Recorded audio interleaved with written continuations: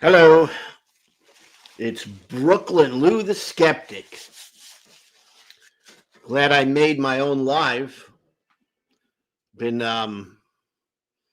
sleepy, tired, and not feeling that good lately, but I wanted to come on and wish everyone a happy holiday season. And I hope to have some interesting conversations. So, gonna hang out, chill out, relax, and if anyone wants to join me, come on in. I'd love to talk about heaven. I've been thinking about heaven lately and what that means to people. Want to know, hey, Brock, how are you, my friend? Are you ready for the holiday season? I hope so.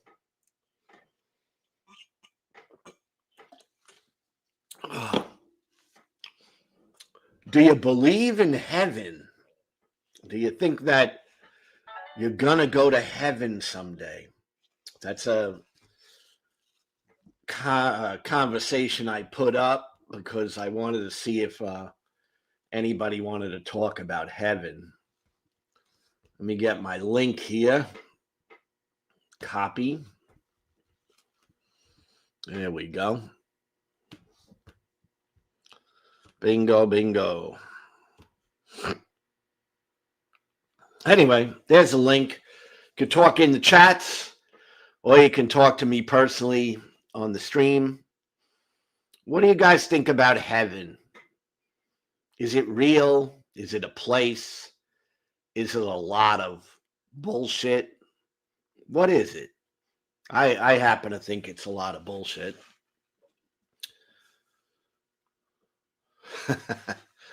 Hey, Brock, wait till you've been around for 62 years. Because the holiday season, it gets a bit monotonous.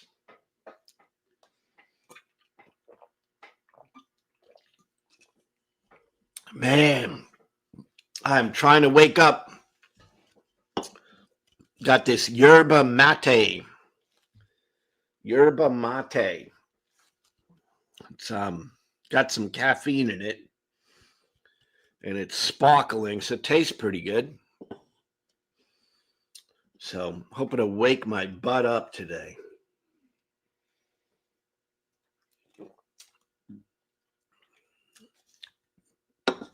Objective ethics, Brock.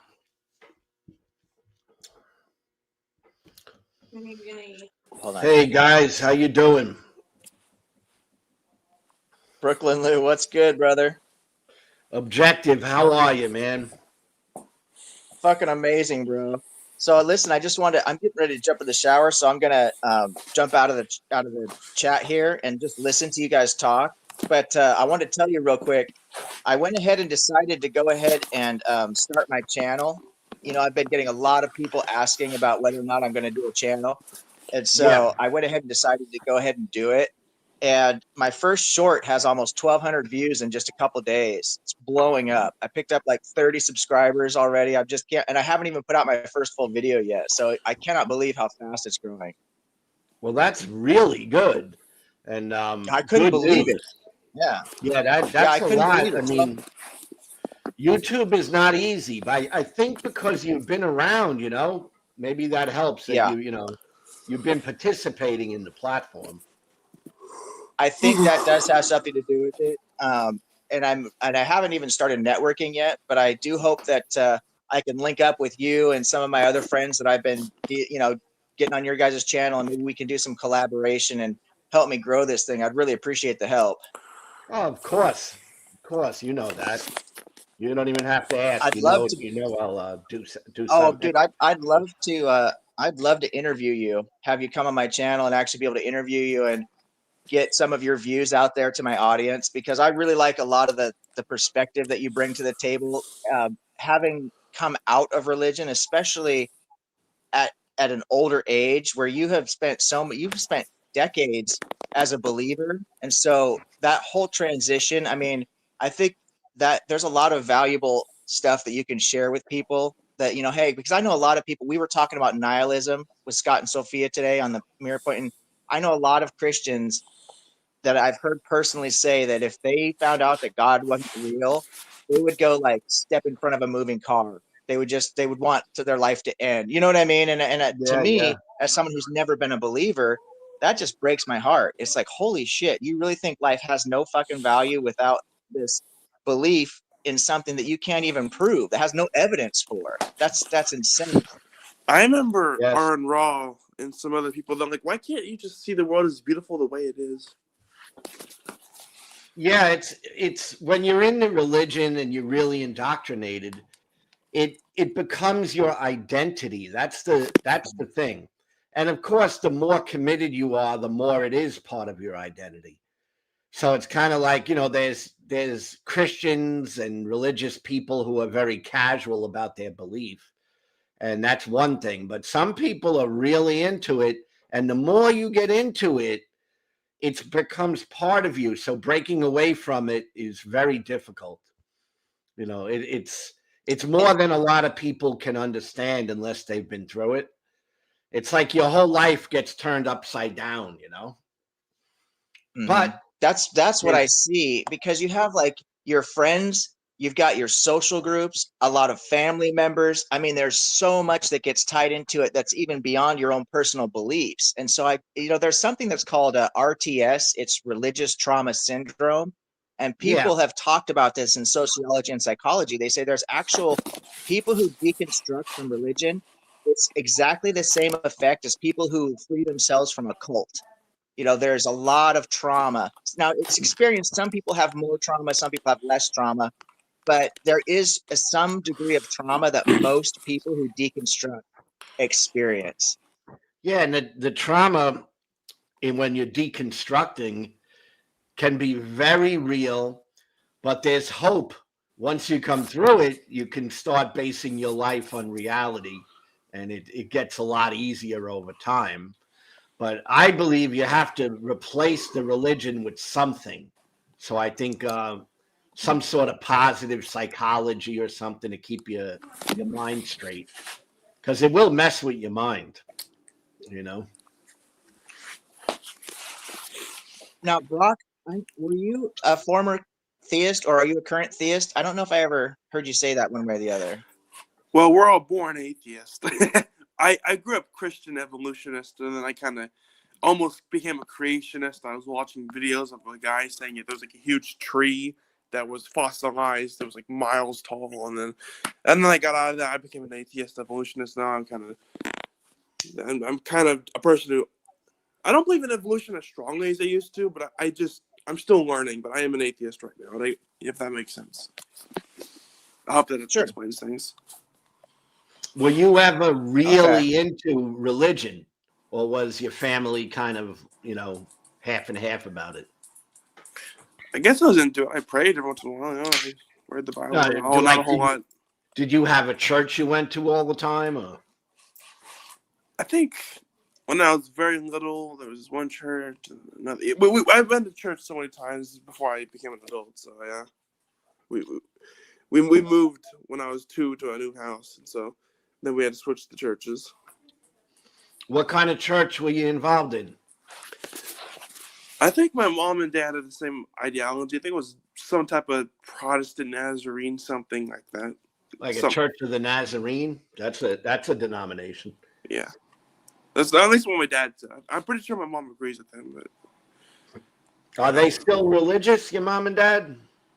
Well, I haven't talked to my dad in a while because I haven't, gone along with him. But I bet his mom is definitely still religious. Yeah. So you live on your own, Brock? No, I live with my grandparents. Oh, okay.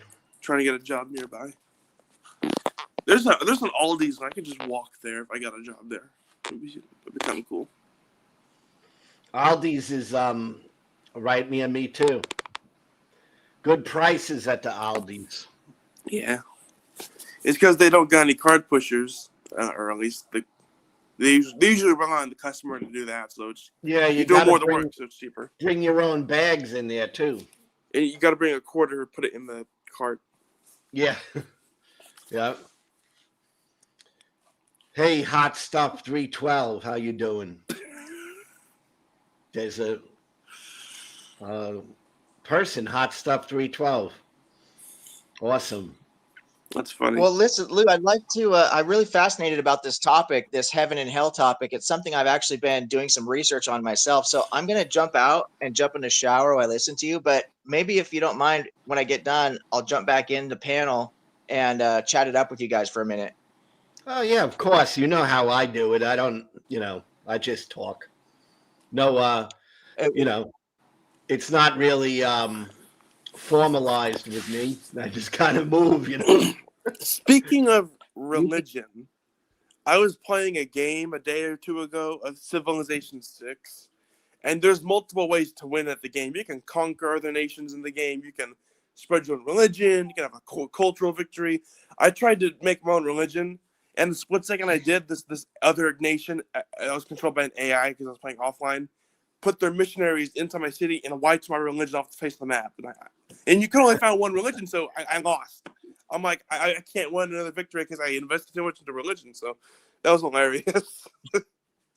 Interesting. That's kind of like religions. They're kind of imperialistic. Oh, yeah. So, yeah, objective. Anytime you could pop in. All right, that sounds like a winner. If you do me a huge solid, if you wouldn't mind putting a link to my channel, just under my, Objective Ethics on YouTube, if you want to copy paste that into your chat section here, that would be fucking amazing. Yeah, And, I will. Let me do this. Hold on, because what I do when I'm talking here, I'm not on YouTube, so I don't see the YouTube, but Okay. I'm gonna punch in YouTube right now. I don't even know. Like, can you see me now, or am I gone? I can see you. Oh, No, you can? We can see you. Oh, okay, Yeah. because I can't see myself, but okay. So I'll just go into YouTube here. Well, you want to know something? One time I was going to try to join a stream that Ken Tobin was on so I could talk to him about stuff, and he just wouldn't let me join. He didn't. He's like, "Where's the atheists? Where are they? Babak cowards." I'm like, "What? Let me join." It was weird. Let me see. Whatever you do, don't talk to him about. Here? Whatever you do, don't. Oh, my channel, it's Objective Ethics. Yeah, right? That's it. Yeah, well, I don't know if you have to look for it with the @ symbol or not, but yeah, it is. Yeah, let me punch it in right now. I should get it up. I see you on 21st Century. Oh, there you are. Yeah, I see you there. Yeah, I've done some debates on 21st Century Mind. Yeah, you can see that short that I did on gun control. That's already got almost 1,200 views. I can't believe it. I'm hoping by the end of the weekend it'll be up that high. That's crazy. I did that a couple days ago. Yeah, November 28th. I got. Oh, it's even got a date on it. Yeah. Yeah. So let's Yeah, I'm gonna punch it in here. Join objective. And that's outstanding. And then someone's gonna have to coach me up a little bit because I want to link your channel to mine so that people can go find you. If they go to my channel, then they'll be able to click directly to yours. I think there's a way to link channels with people that you follow or something like that. I have to ask somebody to show me how to do that. All I know, and I haven't done it in so long because when I set up the channel, I never changed anything. But there's a featured channels that comes up on your page. And I did it when I first set up, and I've never changed it. So I got to go in and change my featured channels. So I could pop you in there, and I could pop Scott, Mirror Point, and some of the friends I met along my journey, because when I first set it up, I just popped kind of random channels in there, Yeah, because I'd like to there's certain content creators that, like yourself, for example, you take a really respectful approach. Now, there's other content creators that I get along with personally really well, but they don't necessarily take the same approach that I do. You know what I mean? So I don't necessarily want to link to everybody. And I'm not throwing shade on them at all. Everybody has a right to their own deal. But there's some people like yourself who are really try to approach everything respectfully. You have an honest opinion, and you're just trying to share information with people. And so I'm happy to try and build those kind of communities and send as many people your way as I can. Same thing with Scott and Sophia. They try to be really polite. Yeah, it's likewise too. I mean, I know I got a lot of subscribers, compared to someone just starting out like yourself. But I'll give you Oh yeah. every push I can.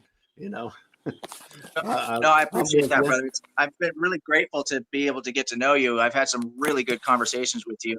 We've had some great things that we agree on and some things that we disagree on, and we always have good conversations. Our morality discussions have been really good. Oh yeah, I love. You've taught me a lot about morality, and I'm thinking all the time about it. I haven't shifted my position yet, but you never know. That's okay. You've got at least, you're willing to at least look into it critically. That's the difference between people like yourself and myself, is that we're willing to be wrong, and we have no problem admitting it if we are wrong. We're willing to look at things critically. When people, and this is a lot of people who are religious or hold really strong political views, they're not willing to accept that they might actually be wrong about anything. And it happens with this group mentality. You start linking up with an echo chamber, and everybody's affirming everybody else, and pretty soon nobody can be wrong. It's only the opposition can be wrong. And I'm trying to break that, to get people to come together and have these conversations and understand that if I want people to compromise to come to my position, I have to be willing to compromise something also. I can't expect people to come all the way to me. That's not realistic or fair. Yeah, and I feel the same way. My position is always subject to change. I want it to be like that my whole life. I mean, it's not going to change for no reason, but it's always subject to change, Yeah, you want to follow the evidence. That's probably the one reason, Lou, why you were able to get out of religion, because ultimately at the core of who you are as a human being is wanting to align yourself. It's more important to align ourselves with the truth by following the evidence than to just be right. A lot of people, what's most important is being right.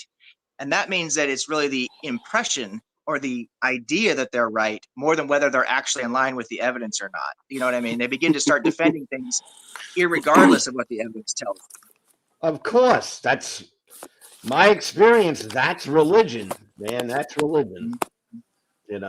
You make a vow of loyalty, at least in Christian circles.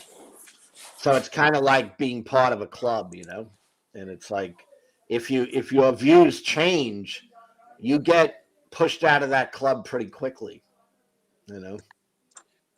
This is why I don't take a lot of biblical scholars too seriously, because when I attended seminary, the reason that it was so expensive for me is because I wouldn't sign what they call a statement of faith. So I just had to audit classes because I was an agnostic. I wasn't going to lie about it. And when you attend seminary, every single accredited seminary is like this. They actually make you sign a statement of faith, which is essentially a written contract that says you will affirm certain teachings. You will not publish against these teachings. You will not do public speaking against these teachings, so on and so forth, right? Well, that's like signing a contract, basically, that says you're only going to say certain things. So as you begin to study and learn more about what really the evidence is showing you, you are contractually compelled to continue to say something, even if you know better. And that's why it's such a disingenuous practice and why I don't take it seriously. I mean, if the scientific field, could you imagine if in science, as a biologist or as an engineer, if you had to sign a contract that says you'll never speak out against whatever the current theory is, science would never go anywhere. We'd still be walking around on a flat earth. I hear you. Definitely hear you. And that's religion, man. That's, you're caught up in one thing. That makes me think of something. People can go for years and not even actually believe certain things, but they never, open their mouth, keep it quiet. Exactly. They're afraid to, for either they're under contract. They're like the stuff we talked about, the family members, the peer pressure, I guess you call it, the social pressure, and other fears that come along with it. Yeah, no, you're absolutely right, brother. All right, listen, I'm going to jump out and jump in the shower, and then All right, we'll see you. When he crap, I'm forgetting. Crap. Of course I am. I'm always forgetting. Hey, Grace of God, how you doing?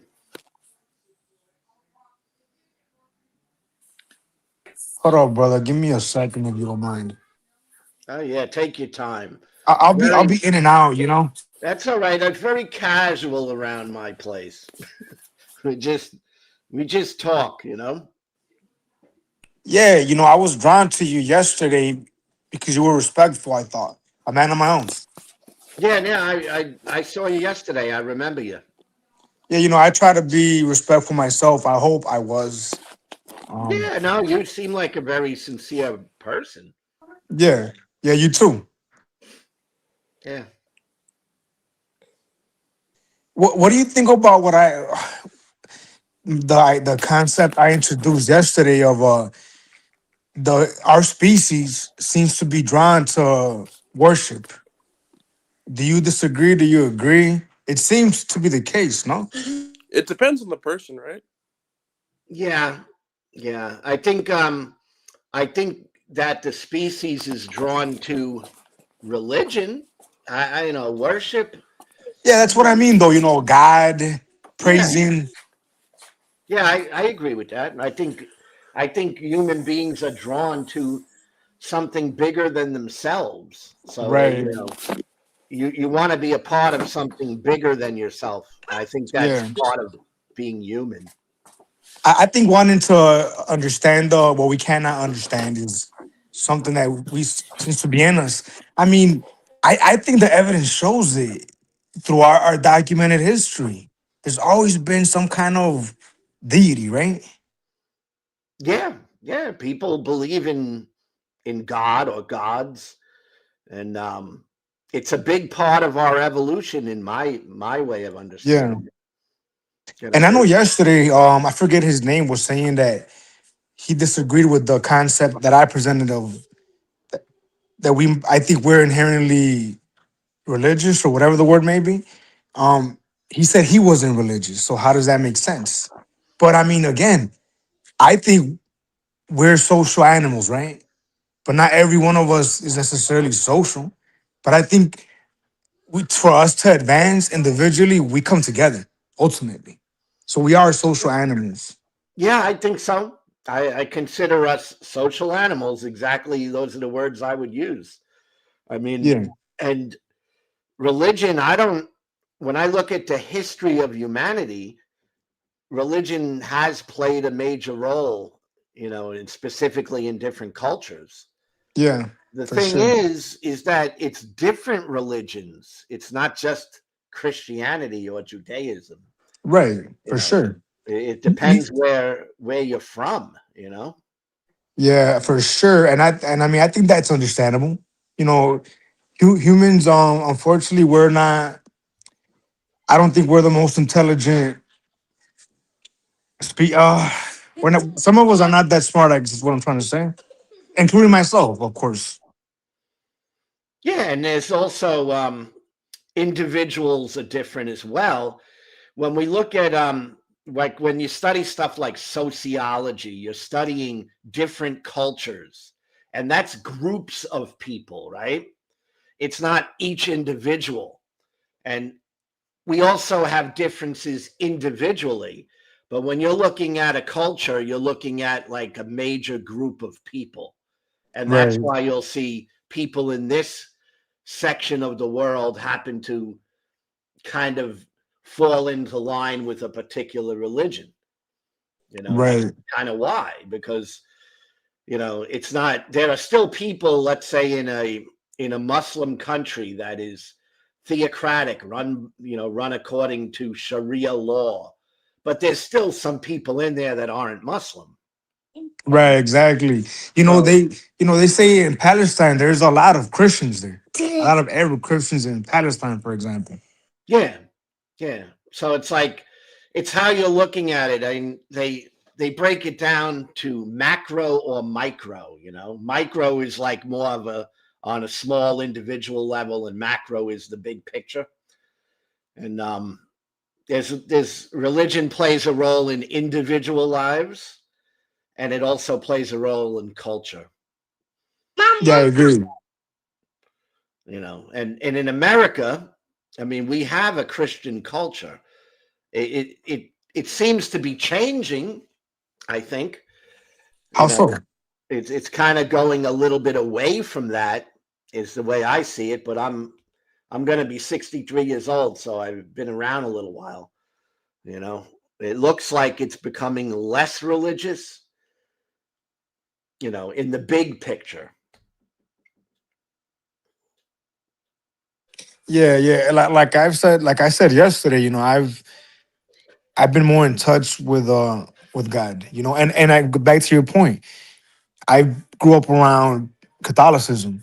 So I think naturally I'm drawn to that concept, right? Um, and I might not be as rigid as some Christians that'll say, "Oh, you're gonna go to hell if you don't." I don't believe that. I don't know. I don't know that. Yeah, and you sound like someone who is seeking truth. Is that something you're after, truth? Yeah, I gotta tell you, like I said yesterday, and I know the guys didn't want to hear this. I can't debate from the angle of once upon a time, like the Bible is true because there's evidence of floods, and they reference Noah's ark, right? I'm not gonna argue it from that point. The way I would argue it would leave us in a rut, right? Because I would argue it from faith, from devotion, right? And the guy, for example, from yesterday, me and him will be going back. We'll go in a circle, right? And where I would say what I'm feeling is God, and he would say what you're feeling is not God. Right. But who's to say who's right? I can't say he's wrong or right. Or me either. Does that make sense, brother?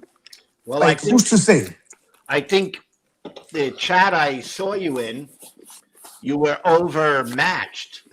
I mean, you're dealing with people who have been atheists for many years, and Yeah. and So they've read so much. They're very smart, no yeah, doubt. but that goes to my point. I'm not interested in arguing it in that sense at all. I'm not remotely interested in arguing it from whatever the Old Testament says and whatnot, right? I'm arguing it from my where I'm at right now in Your life. personal experience, where your life has taken a turn.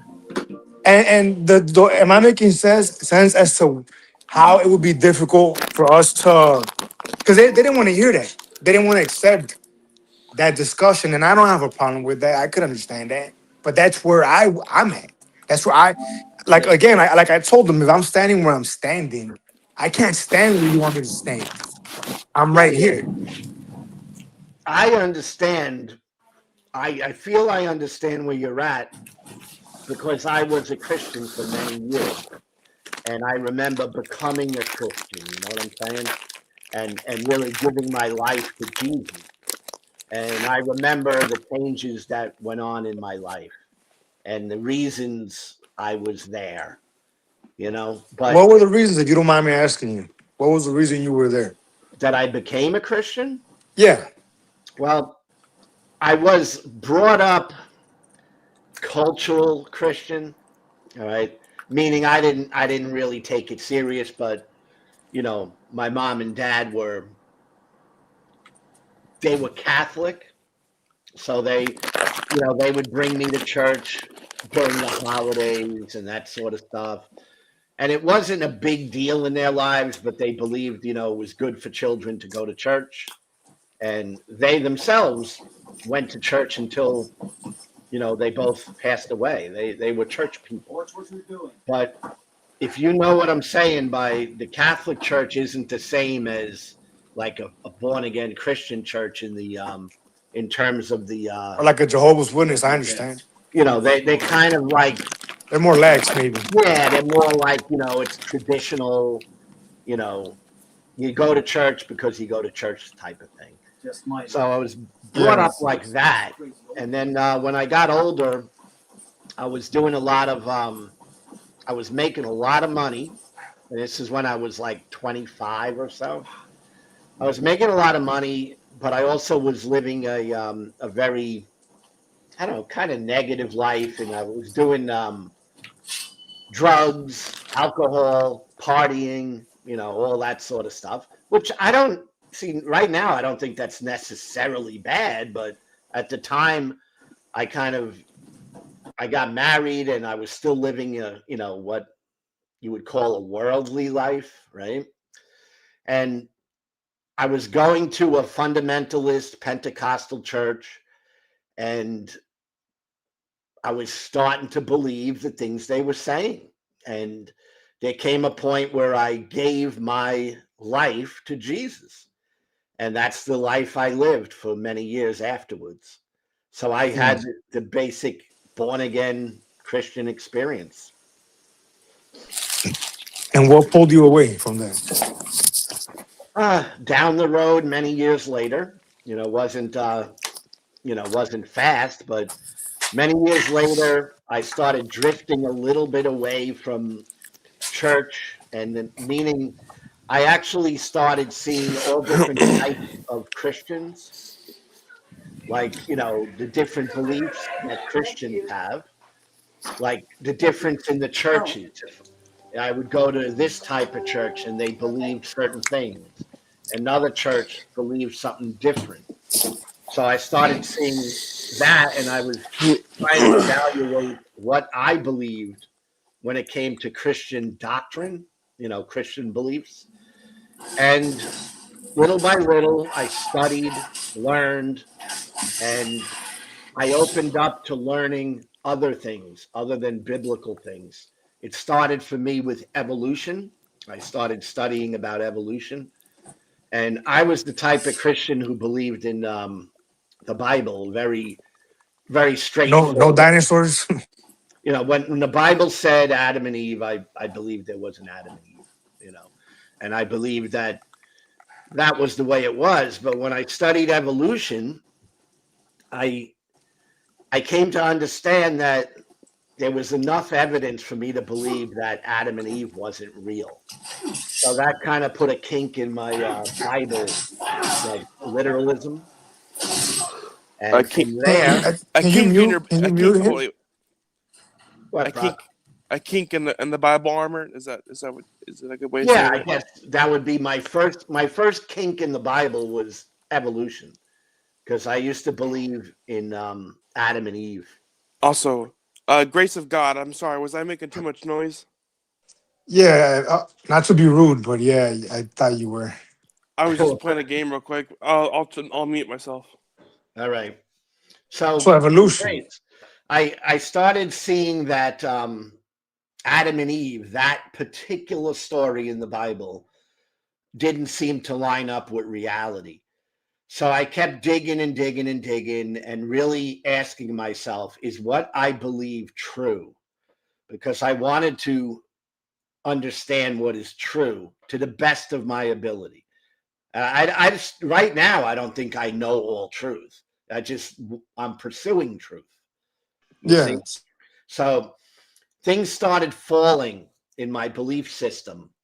And in about 3 years of studying outside of the Bible, outside of church, I kind of just realized I didn't believe these things anymore. And that's pretty much it. It wasn't like a dramatic thing. But then once you decide you don't believe these things anymore, it can be dramatic. It can be traumatic too, because your whole life was built on a belief system. So Yeah. when I finally realized, I faced myself and I said, no, I really don't believe it. I knew I believed it for many years. I knew I dedicated my life to it. But if you don't believe it, you start saying, am I really going to continue on? And I went to church kind of pretending for a while, like just going to church because that was the The thing motions.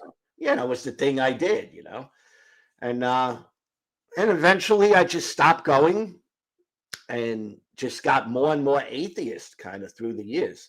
And that was like 12, 13 years ago, so it's been a while too that I've been an atheist. You strike me as a staunch atheist. Would that be fair to say? I would say, yeah, I would say. But I was talking to Objective Ethics before, because he comes on my channel a lot, and No, is he an atheist? he's agnostic, so he's kind Oh, of okay. he That's doesn't more fair. call. I think that's more fair to me. You don't know, as Well, opposed yeah, to I know there isn't. and I don't really claim to know either. See, you may not know like the different aspects of what people call atheism, because I have a understanding of it. Agnostic is basically, simply put, you don't know. An atheist is that you're sure there isn't. You know there isn't. You believe in the Big Bang occurred just because it occurred, and the water came to be because it came to be. Fish were in the water just because fish were in the water. Trees grew because water touched it. So on and so forth. well, let me I could help you with, just from an atheist perspective, some of these words: atheist, agnostic. Okay, they're two different words and they mean different things. All right, so atheism is simply you don't believe in God. That's it. There's nothing more to it. All right, now agnostic means you don't know. So the word belief and the word know are different. All right, But and that's kind of what I said, right? yeah, but you said like an atheist would say, I know there's no God. An atheist doesn't have to say that. An atheist could say that, but I don't say that. I don't know for sure if there is no God. So wouldn't that make you an agnostic of sorts? I'm both. And that's Mhm. what we would call in this world of theology and atheism. It would be, I'm an agnostic atheist. I'm Me both. too. Me too. Yeah. Gotcha. And to the point you made earlier, right?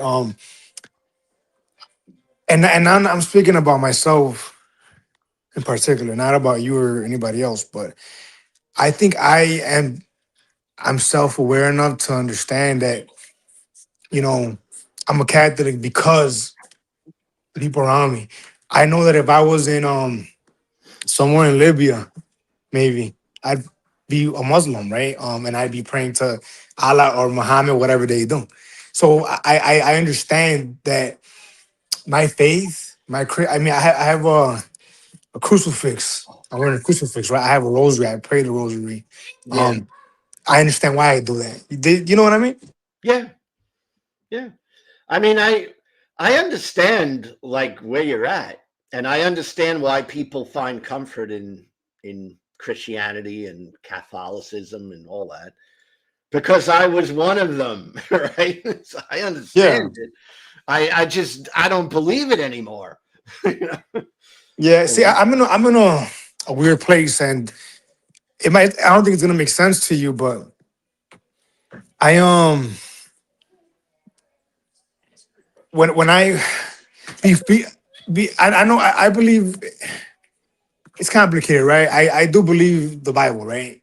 But in the same breath, I believe the Bible to have it could have man made. With that said, faith perhaps is like they were saying yesterday, a suspension of reality, right? Faith. I mean, spirit. What do these words mean, right? yeah, Soul. that's when you start digging in. That's Yeah. the questions you're asking now are the questions that I was asking, 15 years ago. But I think a difference would be that these questions are leading me closer to God, you know, Well, here's the thing. as I understand them, It at could least. Right? go either way, I think. I mean, it Yeah, probably yeah. could go either way. But the thing is, are you seeking answers, or are you convinced beyond any doubt that, let's say Catholicism or Christianity is the absolute truth? Or Yeah. are you at a point where you could say, well, maybe not, and if I got enough understanding, maybe I would no longer believe it, you know? Um, No, I don't think it's the latter. You know, I don't know if you remember this, but before I left yesterday, someone said because they were scoffing at the things I was saying, the things I'm saying to you now, and somebody said, "Well, you're just speaking of it as an instrument." Well, yeah, yeah, of course. That's ultimately what it was, right? Jesus said that it was the way to the kingdom of God, right? That comfort, right? That inner peace. That I look, I personally believe, brother, that true inner peace can only be granted by God. I truly Yeah. believe that. You there's nothing of this earth that could bring you that true peace. And your repentance and your a relationship with God, you know? And that's Okay. the kind of talk that an atheist would be annoyed by, I'm sure, you know? Well, it's not. I mean, I'm going to say this. I'm not annoyed because totally understand people believe different things, and I also understand the role that these things play in a person's life. Like you were talking about, this belief has helped you. You know, yesterday you were talking about that, Yeah, for sure. and I understand that. So it's difficult to see something that may have helped you and then critically analyze it and question it. It's difficult. I think it would be disgusting to do so personally, you know? Okay, there you Respectfully. go. There you go. And I So say that respectfully, you know. Why would I if your psychology if medication is helping you, why would I tell you taking medication is not good for you? You know? it's a very, when I'm doing this channel, because I am an atheist, okay, and you know that.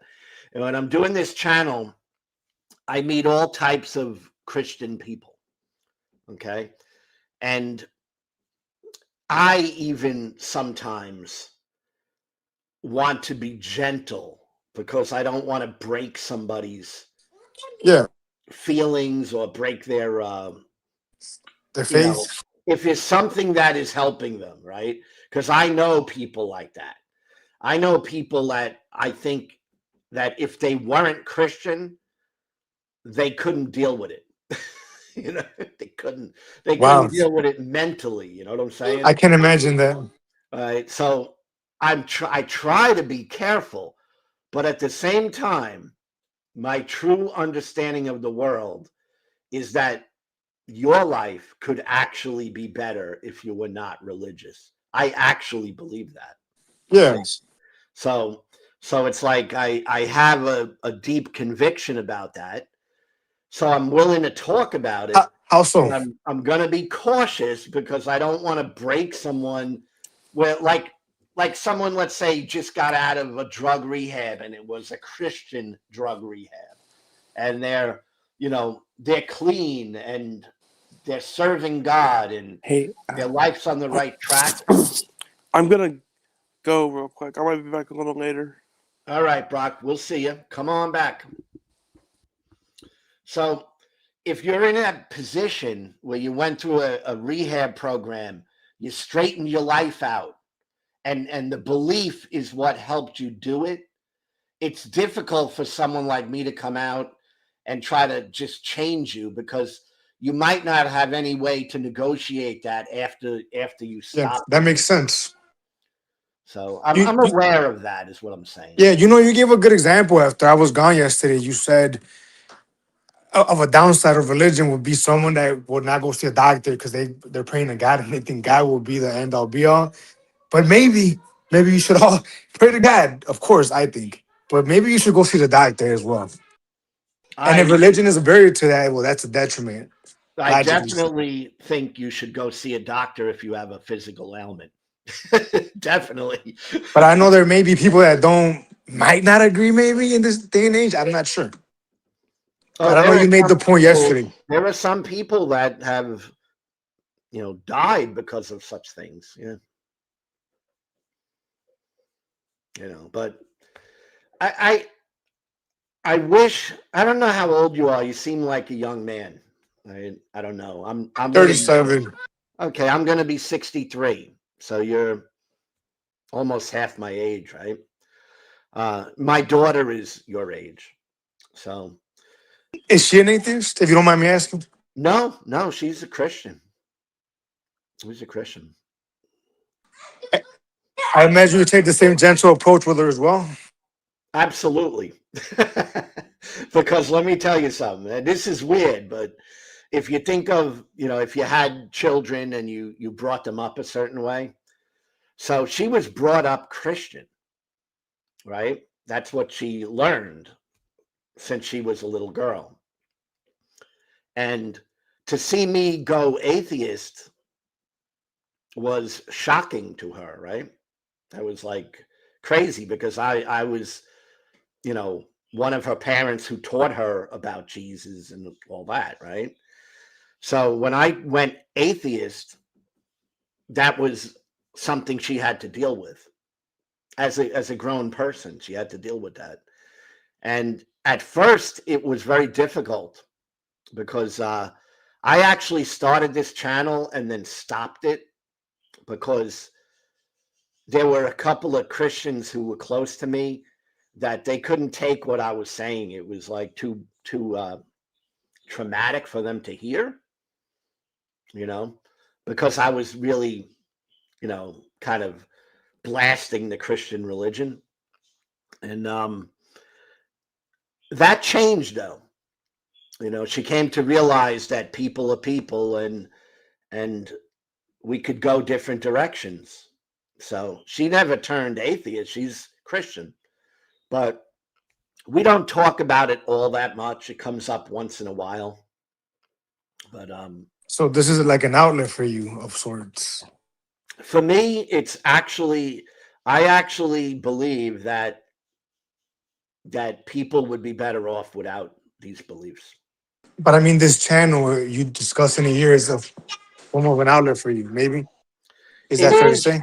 It's something to keep my mind active and to keep me. It has a little bit of a political aspect to it that I don't talk about much because I believe in freedom of religion, but also I don't want religious people controlling my government. So I want to speak out in terms of my atheism, and it's kind of linked in there. But when I talk, it's because it's what I really feel. I am talking from my Yeah. heart, so to say, And You, I don't think believing in Christianity is a net positive. I don't think so. I think it's a negative, but I do recognize that some people need it, you know. I mean, I'm going to say something that may be harsh, but it's kind of like a drug. It's like, you could be addicted to a drug and you could really have a hard time breaking free from it. And I kind of see religion in some ways the same sort of thing. yeah. It can be very addicting, and it can grab a hold of you, and it's very hard to get rid of it because you can suffer. That like if you go off drugs, you can have all kinds of adverse reactions when you're getting off of a drug that you're addicted to. And I think getting off religion can be like that. Right. But ultimately, you want to get off drugs and you want to get off religion. That's my actual Yeah. feeling. Some drugs are beneficial for you, though, right? Is that fair to say? Some drugs are Yeah. good for you. Oh, yeah. Yeah. I don't think that. Maybe like vitamins. Yeah. No, there's drugs that are good for you for sure. Depending on the person, it could be very good. And that's why I say I even think there are probably some people where religion is a positive for them, but they don't know the world without religion. I mean, I feel I've experienced both, and I'm so much happier and so much better off without religion. So I'm kind of trying to get my story out there the same way Christians try to get their story out there about how much better off they are now that they turn to Jesus, right? The Gospel of Luke. Yeah, yeah. Gospel of no belief, belief, no non-belief in gods. See, I Yeah. think, I mean, we're talking straight up, and you're very cool, so I appreciate the conversation. But to be honest with you, I feel that that something inside of you is insecure, and the religion is playing some sort of a role, Pray to, tell.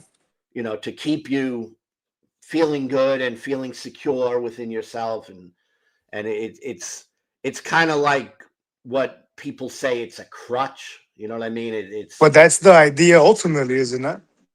no, That no, religion for people is what you described. That yeah, that hole, that hole that you may have, filled with God's love, right? yeah, but you can be free and not need any crutches, is the way I feel. I Yeah, don't need a crutch. Religion plays absolutely no role in my life, and I'm a much happier person when after I left Christianity. yeah. You see, I used to not be religious. I'm happier now with religion. You know, I read the daily mass every single day. I reflect on it. I pray on it. Again, like I said yesterday, I have fellowship with God. What did they call it yesterday? An imaginary conversation with God. Yeah, But but that's what we atheists see. I mean, yeah, yeah. that's what I see. But and And again, how can that, I think, how can that be debated for me anyway? You see, I'm very strong minded. It's not like you're gonna break my spirit. I'm gonna question life, you know. Um, but how can we debate what's in my spirit, my heart? You know, it's kind of hard to who's right and wrong on it. You can't might think you might think you're right in that. Yeah, there's neurons in your brain, neurology, chemicals on receptors. You could proceed that way. You could proceed spiritually. There's so many ways to approach it. You get what I'm trying to say? I understand. And the only way that a person who is, let's say, Christian and gave their life to Jesus ever turns away from that is when they pursue truth. That's my experience. If truth is of the utmost importance to you, you're going to ask, am I really talking to God? Or am I really kind of just talking to Yeah, myself? I think that's where faith comes in. No, for sure, I understand where you're getting at. I think that's where faith comes in. You know, like I said yesterday, I read the stories. A man walked on water. It sounds, I don't. He turned water into wine. Um, and it makes you kind of wonder, like, it sounds like bullshit. However, that's where the whole concept of faith and spirit comes in, right? And again, talking points that I'm sure an atheist will be annoyed by, which I think is fair. Um, but that's where it is for me. I can't argue with you. They found a cave that had David and Goliath's whatever the fuck. I don't know. I just know what I feel in my heart. Again, an annoying argument, perhaps. It's not really an argument, and that's the thing. Oh, It's and annoying points no, it's and just annoying statements. no, it's what you believe. That's it. It's Yeah, what and you that's believe. and that's kind of where the dilemma is. That's what it is, literally for me. You know, and maybe it doesn't make for a good debate, but what can I tell you? No, and I'm going to tell you something, and this is, you might see this as you move along. Christians lose the debate all the time. Right? What does? Christians, the debate is not keeping you a Christian. All right, it's not going to be a debate that keeps someone a Christian. It's their commitment to the belief that they have that Yeah, their keeps them faith. a Christian. That's it. So it's a matter of But faith. but what's wrong with that? That's the nature of the beast, right? Um, it is very important to a lot of people, and that's what we started this discussion. It's important to a lot of people, That but that's like saying to me, you drink water when you're thirsty. Well, yeah, it's a given, you know. yeah, I mean, if you want to live your life based on faith, you're gonna live your life based on faith. So, Yeah, and if you uh, want to live your life with lack of faith, you're gonna live your life with lack of faith. yeah, yeah, pretty much at the end of the day, that's what it comes out down to. I live my life without faith, and I'm happier for it. You might live your life with faith, and you feel it's better for you. You know, Yeah, yeah. And and again, for me, I'm in a place where I'm okay with people that differentiate, right? I know there's people that say people have told me this throughout my life. If you don't believe in Jesus Christ, because I'm Catholic, I pray to the Virgin Mary, right? They say that that's idolatry, Yeah, which obviously, in a Christian, like a fundamentalist Christian, would think that you're doing something that God doesn't want you to do. right, and I understand that, and I don't have a problem with that. At the end of the day, it is what it is. That's where I'm at with atheism. I'm back to atheism. What about it? You know what's interesting, brother? Um, the that I ran into those guys a couple days ago, and that morning I just had like an urge, something like a string being pulled in me, right? That said, talk talk about God to somebody, praise God, worship God with somebody, right? And I know it's, again, I understand that I'm talking to an atheist. I had an incessant feeling that morning, and I couldn't find anybody to talk to, right? Online, on Zoom or whatever it may be. And that night, those guys popped up on my channel, right? And they said they had the question God on it, like, is God real or God's not Yeah. real? And I went on there and I talked to them about God. Maybe it wasn't like a Catholics discussing, Bible study. It wasn't Catholics arguing with a Protestant. It was atheists and Catholics, or theists and atheists, right? Yeah. I thought that was interesting for me. It really helped me. It was like a soothing for me, to at the very least talk about God, even though they were scoffing at the idea of God.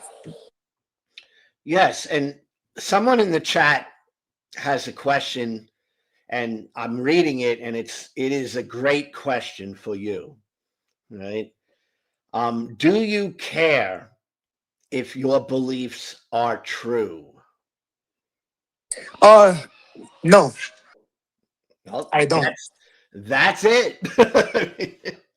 see, if you're able to say that, then that shows where you're coming from, and Yeah, that's but okay. I mean, I But don't. with that said, that I don't doesn't take anything away from my love and faith and belief in God, right? I don't think it does. No, if your belief in God, right? If you found out somehow that God is not real, would you accept that, or you just, no, I have to believe in God because believing in God is good for me? Yeah, I think I could accept that completely for sure. Um, but I will lament the day. I will lament the day because I feel amazing having a relationship with God. Well, what is it you feel that like someone else doesn't feel? That's Yeah, what. yeah, no doubt. It's I could go on, right? But I don't feel alone. And I look in my mind, the mind is a powerful thing, brother, and I'm sure you know that. The mind it could fool you, right? You could be a schizophrenic, and you Yeah. cannot convince them that there's not somebody talking to them. That someone's talking to them if you ask them. They believe Right. someone is talking. The mind Yeah. is amazing. But I don't I will feel alone. And I'm not alone, but I will feel alone. Okay, so when you say that, you would feel alone. I could understand that. All right, but can you understand people that are not scared to be alone? Because I like being alone. Yeah, Now you I you don't. Now that you know me too. I like having people that I can associate with as well, but I am perfectly comfortable being alone in the dark. Yeah, I am as well, if that makes sense. I forget the words they use. There's a difference between loneliness and being alone. I forget how they described it. But yeah, I'm with you. I like being to myself as well. Um, but there was just like a despair that I felt. There was a hole, and there was nothing that could cover that hole until I You're started going praying. you're going really deep, all right? And I want to ask you a deep question. Yeah. It's a personal question, Yeah. All right. When you say you had a hole, right? Are you referring to some sort of a fear, something that is frightening? I can't imagine. So, like, what exactly would that be? I can't think of anything myself. Well, like when you were going along, let's say, without this belief that you have now, right? What was missing in your life? You know, You know, no, if I could be quite honest, nothing at all.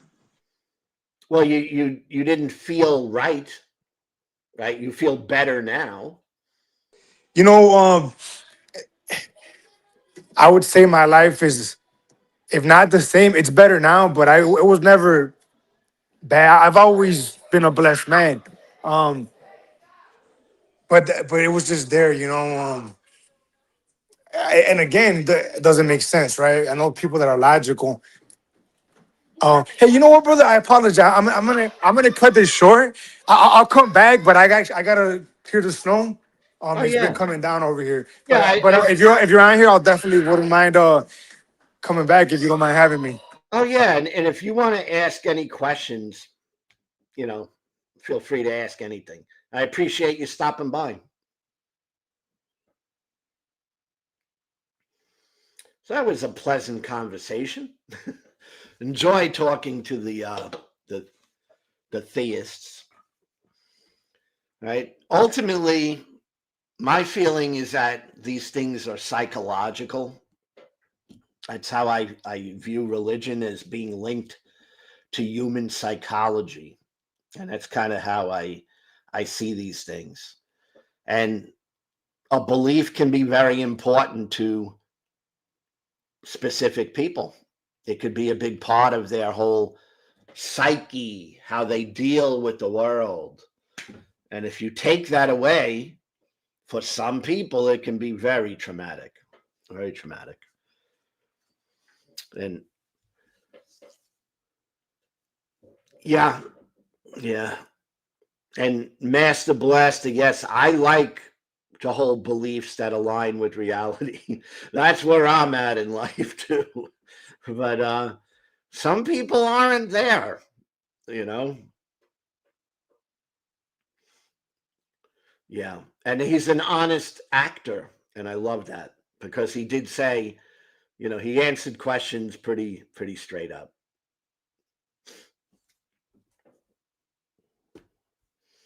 Hey, Objective, how you doing? Good, brother. That was such a fascinating conversation. I did not want to interrupt. So Yeah, since he left, that's I kind of figured an I'd jump awesome on. conversation, right?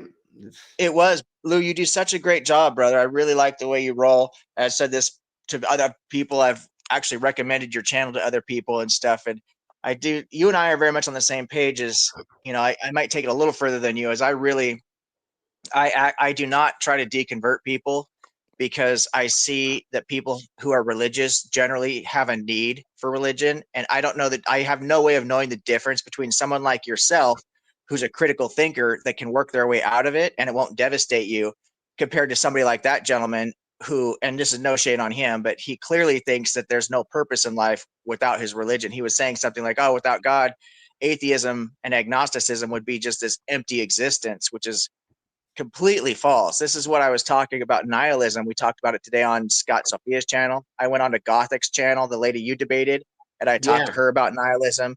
You know, in my experience, the only nihilists that I actually know are Christians or religious people, because they believe without God there's no purpose in life. I don't know a single atheist or agnostic personally. I'm not saying they don't exist, but I don't personally know one who's a nihilist. You know, Nietzsche, when he talked about nihilism, I talked about this on the show earlier today with Scott Sophia. When Nietzsche talked about nihilism, nihilism is the first stage that you go through when you discard the God belief, but that's not the final step.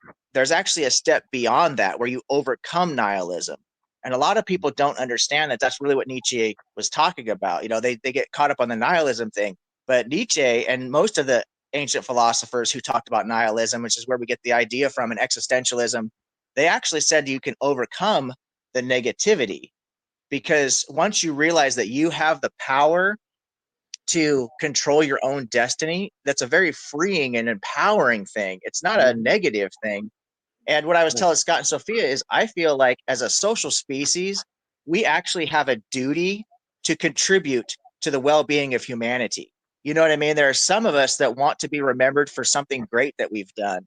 And I think we all have a certain responsibility to contribute to this world beyond ourselves. So it's not even just that I give myself value, but I want to be of value to you if possible, or to the community if possible. I want to be of value to my neighbor, and so on and so forth, you know.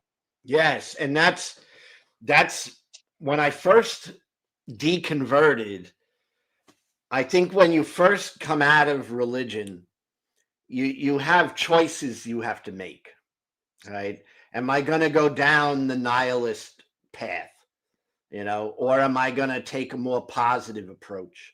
And I remember deciding for myself that I was going to be a more positive atheist, that I wanted to contribute to society like you're talking about.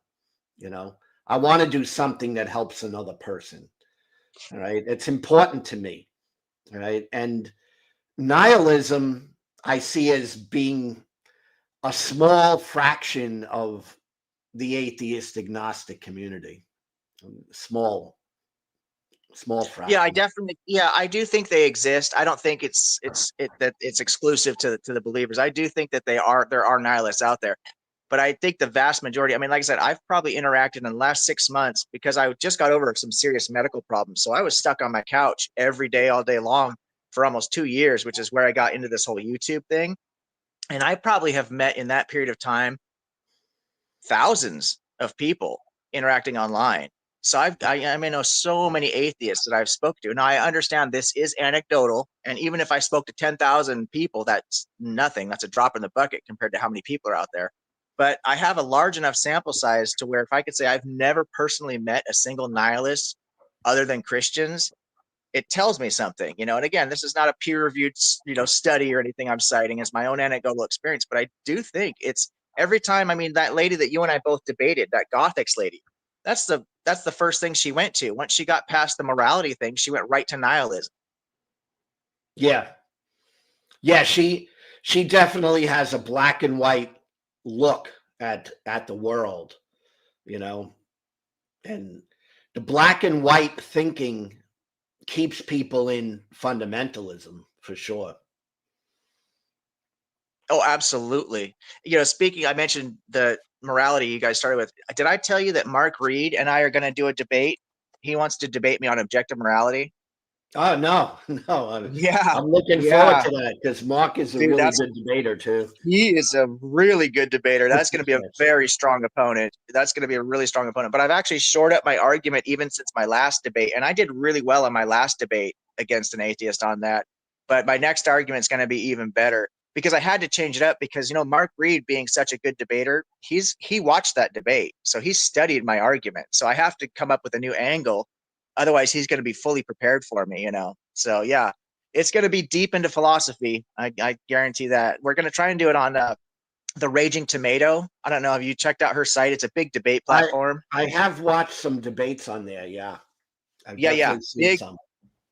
If my biggest hope is I don't know if I'll be able to beat Mark, even if I'm right. Whether I'm right or wrong is going to be secondary because debate is a lot about it's performative, and Mark is so fucking good. He has so much experience that my biggest hope is that I just don't embarrass myself, No, I think you'll do fine, but yeah, I really think Mark is a pretty sharp guy, So oh, hell yeah.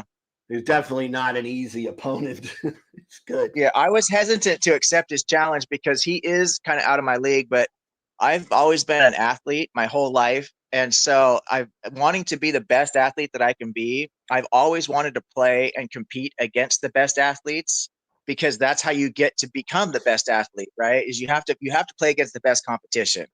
So It's probably a little early in my debate career because I've only had a handful of debates, but I'm 5-0 right now. I've never lost a debate. So I could, Mark is probably going to make me 5-1. I don't know. I mean, I think, when looking at a debate, you're biased even looking at it, right? So if you have a set position on a subject, you're kind of going to want to lean towards the person who has your view when you're watching a debate. You know, very few people are watching a debate from a purely neutral position. So You're absolutely right. That's why for me, what I do is I actually take the transcripts and load them into chat, GTP or some kind of LLM model, and let a neutral party decide who's won or who lost. Now, my earlier debates, I did not do that, but I was debating against biblical morality on Christian platforms in front of a Christian audience, and I still had everybody voting for me. Now, granted, my opponents were really weak, I have to admit, but I was just starting out. It's not like I was trying to punch down. You know what I mean? They challenged me. I didn't know. I had no idea what I was doing. I just happened to outperform them, really by quite a bit. I mean, you saw that one debate against that Christian nationalist what was where the guy, where you were in the chat. Oh, And yeah. I absolutely smoked that guy. Yeah, And yeah, no doubt. everybody who watched that debate, Mark Reed and Amber, or Ember, I'm sorry, not Amber, Ember, she goes by Ember. They did a debate review on their channel, on Ember's channel, of that debate. And there was like 50 some people that watched that debate review. Every single person said I won that debate. It's Yeah, very rare. I don't know if I've ever seen that 100%. one. I don't think there was much of a. I mean, I think if you were even on that side, you probably would say, "Oh yeah, he still won the debate." It Yeah, was yeah. pretty one-sided. Definitely not going to have that with Mark. So, No. I just hope the roles aren't reversed. I hope it's not the situation where Mark just steamrolls me like that. You know what I mean? I hope I could at least land a few punches. But I'm really looking forward to it. I'm so tired of dunking on biblical morality because it's such an easy one, for one thing. There's no challenge to it. And for the other thing, again, it's at the end of the day, I'm really not trying to deconvert people. With my whole goal, the reason I decided to go ahead and start my channel is because I'm trying to find a way to get people to get rid of the harmful stuff that comes from religion. Keep the stuff that you need. If it's serving a purpose in your life, go ahead and hold on to that. There's nothing wrong with that. But if your religion tells you that gay people shouldn't get married, then you're not a virtuous moral person, because fairness is a virtue. So if a man and a woman could get married, there's no fucking reason why two women, two men, two transgender people, whatever, a fucking cat and a dog for that. Anybody should be able to get married because that's fair. There's no moral or ethical reason why we should say gay people can't get married. So if religious people, if we can get them to start changing some of these positions, these dogmatic positions that come from fundamentalism, then I think that religion's just fine. If it helps people stay off of drugs and alcohol, helps them get over a tragic loss or whatever, there's technically no harm in that at that point. But if they're going to teach their children that the earth is only 6,000 years old and that people used to ride dinosaurs, that kind of shit is harmful to me, in my opinion. yeah, me too. All right, and it gets tricky. See, like that, the fella in the stream before, I met him last night when I was in the stream. He was in a stream where there was like 4 or 5 atheists, talking to him. And the 4 or 5 atheists were really smart guys. All right. And they were kind of, what I was seeing is they were easily refuting his claims. You know what I'm saying? But he was giving a different type of argument, which is that the religion has helped him. You know what I'm saying? And it's like, I don't know. I mean, that's a different argument. I agree, and I think that's why I didn't see the one last night, but I really enjoyed watching your interaction. Like I said, I didn't want to jump in until he was gone because I didn't want to stop the flow. I feel like you did such a great job of sticking to your guns and showing the value of the atheistic position, the skeptic position, if nothing else, right? But at the same point in time, you were extremely respectful and sensitive to his position, because the one thing I don't do when it comes to the religious thing is when I debate, I do have debates about religion and stuff when it comes down to certain things like the global flood myth. I'll debate that all day long. When it talks about ethical things like morality, I'll debate those things. But what I won't do is try to diminish someone's personal experiences. So if a person is having a personal experience, I don't feel it's respectful on my part. I'm not telling other people how to act. You guys can do whatever the fuck you want, but for me personally, I don't try to diminish their personal experiences because I try to be fair, and I wouldn't want somebody to diminish my personal experiences in life. You know what I mean?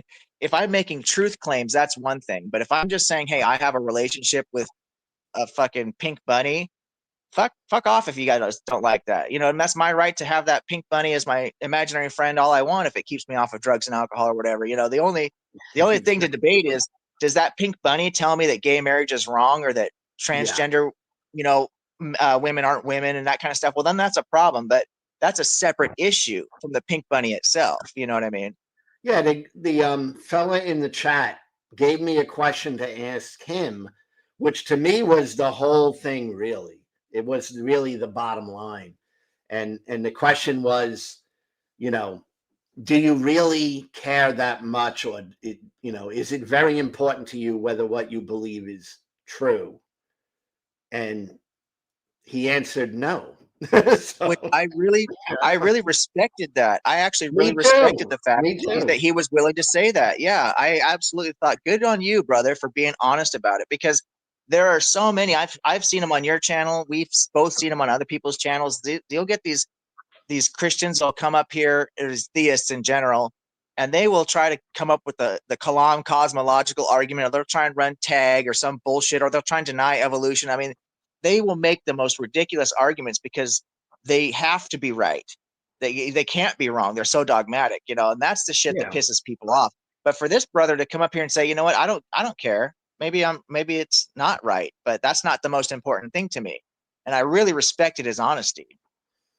Yeah, I did too, because I decided when I'm debating a Christian who may be actually thinking deeply about these things, I have one point I would like to get to, and that's simply for them to understand that what they have is a belief, that it is not absolute, that there's, it's something that is psychological. It's a belief that they have.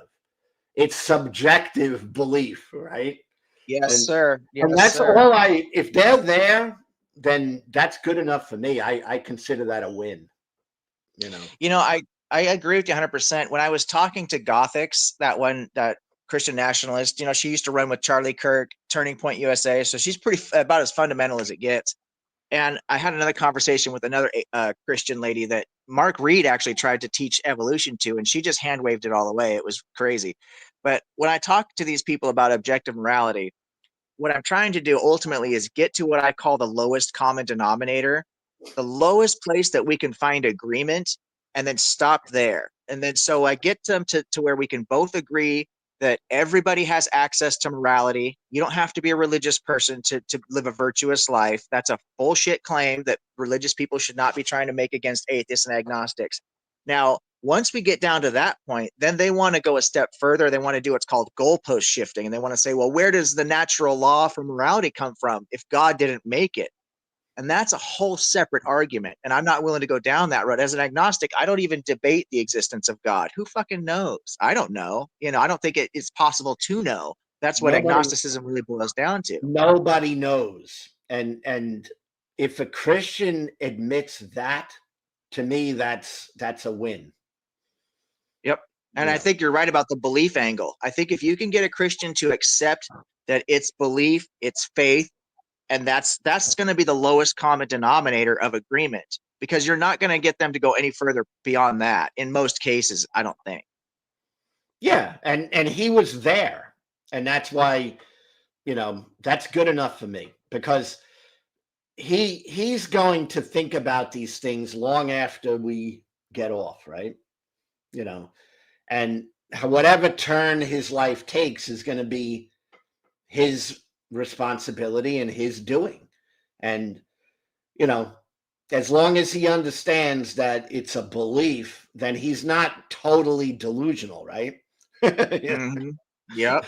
And the one thing I do want to push on my channel, and again, I'm not trying to deconvert anybody, but on my channel, the one thing I'm really trying to promote is to get people to understand that the ethics and the morality, the way that we treat each other, the virtue of fairness is very important. You can hold on to your beliefs about God or pink bunnies or whatever the fuck you want, but when it comes down to how are we treating each other as human beings, you cannot tell atheists and agnostics that they don't have any access to morality. That's insane. You can't be making those kind of claims. You know, you can't be telling gay people they can't be married. You can't be, you know, be critical of transgender people because you don't understand what identity means. You know what I mean? Those are the kind of issues I want to see if we can get some kind of understanding.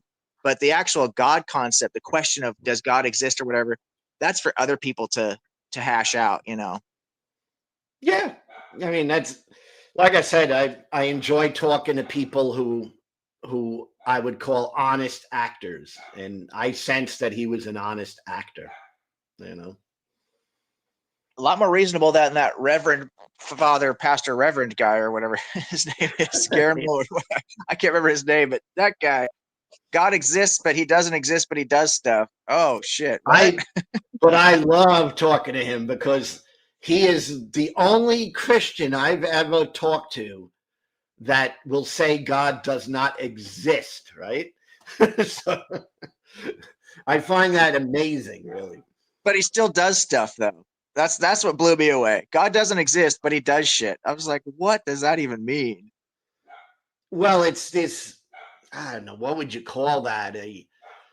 God is not in existence, but he's somehow active. Yeah, I mean, there's a total contradiction there, but Oh, absolutely. It's completely contradictory. It makes no sense. I mean, there is a logical argument. I know this is going to sound crazy, and I'm not trying to tell people that you can get something from nothing, but there actually is a logical argument that can be made for the fact that nothing can become something, because part of nothingness means that there's no laws of physics, there's no laws of logic that prevent nothing from becoming something. You know what I'm saying? So again, I'm not trying to say that it's true, but you can actually you can formulate an argument for it. And if that's the case, maybe that's the route he's kind of trying to go, but he definitely wasn't coherent about it, if that's what his position was, you know. yeah. Say someone says you guys should talk to JIL.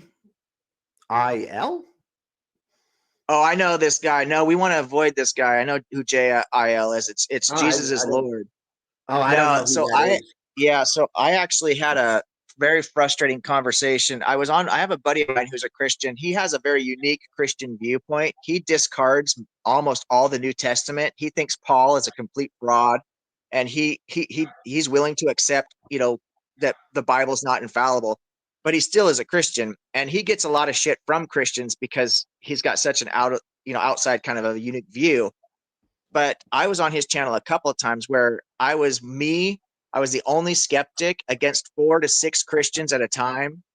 And they were trying to debate me about the flood myth and all this other bullshit. And it was really difficult because I was the only person who was being respectful, for one thing. The Christians were all being so disrespectful. They were just determined that this flood had to be a real thing. And I'm facing 6 different arguments that are all disjointed because they're not even coming from the same place. They're trying to come up with these stupid whatever. And another conversation I had on that channel was about a contradiction in the Bible between the first 2 creation stories, right? Because the first and second creation story, they're the events that happen are actually in a different order, which is a contradiction. They're different stories. They are. They're 2 different. They're trying to be amalgamated together. But in the first story, Adam and Eve are created last, and in the second story, Adam is created. How does that work? I can't remember the order now. I have to actually look into it. But it's the second story. I think it is that Adam is created first, and then the animals are created, and then God brings the animals to Adam so he can name them and all this other stuff. And then the very last thing they get created is Eve. So there's a different order of events. And that Jesus is Lord, that Jill guy they're talking about, he came into that and he tried to debate against me about this contradiction and justify how it's not a contradiction and reinterpret the whole thing. And it was just completely nonsensical and circular. Well, I'm glad I didn't piss him off, because it turns out I found out the other day, I think it was yesterday, the day before, somebody else, I don't know if you know who, what's her name? She goes by Maud something. What is her? I can't think of what her name is for some reason. She goes something Maud. she's actually a Christian, but she's on a lot of atheist channels. She's a really cool lady. She swears and she, but she is a Christian and stuff. And I can't think of what her name is for some reason. But anyway, I was on her channel, and she has a really diverse audience because she's got a lot of atheists because she's really fucking cool, right? She's not one of these like biblical literalists or whatever. And they were talking about that Jill guy, and apparently he has actually doxed a few people that cooked him in a debate. He actually doxed them. So I would avoid that guy anywhere you see him. Yeah, I don't think I've ever encountered him. He apparently he creates a bunch of because he gets banned a lot of places because people in the community know who he is, and they know that he's doxed some atheists because he got cooked in a debate. And he got all pissed about it, so he started giving out people's addresses and email addresses and all this kind of crazy shit. I know that's Christian love for you though. And so what he does is he just starts a bunch of what do you call them, like clone accounts or alternate accounts or whatever, so that he can try and get into people's chats and stuff. But yeah, he's got a real reputation online as being a total piece of shit. Yeah, well, there's a lot of them out there. I've encountered some of them for sure. And I mean, I don't really worry about it because it's like, what is someone really going to do? And I mean, I don't think anyone could ever find me really. So I'm kind of underground to begin with. But yeah, I think it's awful. I would never, like, the things I would never do personally, like I would never report someone to YouTube, stuff like that. I don't even care what they say. Like, I just don't even care. Like, I wouldn't do stuff like that personally. And doxing, no, I would never do that. If I knew where someone lived, I would never tell anyone where they lived. To me, that's out of bounds, Oh, I agree 100%. I've never, to be honest with you, I've never even muted somebody or blocked somebody because I just don't. To me, I have, the ability to basically ignore people. I could care less if people wanted. As far as I'm concerned, the more all they're doing is embarrassing themselves. They're not going to affect my life at all. You know what I mean? I've never even bothered blocking somebody. I've never canceled somebody. I just don't. I don't know. I just don't see the benefit to it. I don't care. It doesn't even cross my mind. Yeah, I put a big like personally, I put this big total boundary and difference between somebody talking shit, and someone actually bringing it to the next level. And I don't care if people talk shit. It's just, if you're gonna dock someone, that's bringing it to the next level, right? And that is, to me, out of bounds. Yeah, it's pretty crazy because I'm not saying this happens exclusively with the theists. I have no doubt it's a two-way street, but more often than not, the people that I see losing their shit and getting really disrespectful and vulgar and stuff is Christians. I mean, there's some atheists who do the God isn't real, debate me stuff, and they Yeah. will get Christians coming in there trying to porn bomb them and say the hard N word and just literally trying to get their stream shut down. And it's Yeah. like, man, that's such a pussy move. What a just a. Were you there the day that I got attacked by the porn people? Oh, that happened to you? Yeah, I mean, I don't know if you were on, but one day I got like hit with all these people sending porn messages. I guess that gives free porn a whole new meaning, doesn't it? I mean, no, and they really were acting like they really wanted to talk, being sincere. And then when you click on them, pop would be, some sort of pornography. This is insane.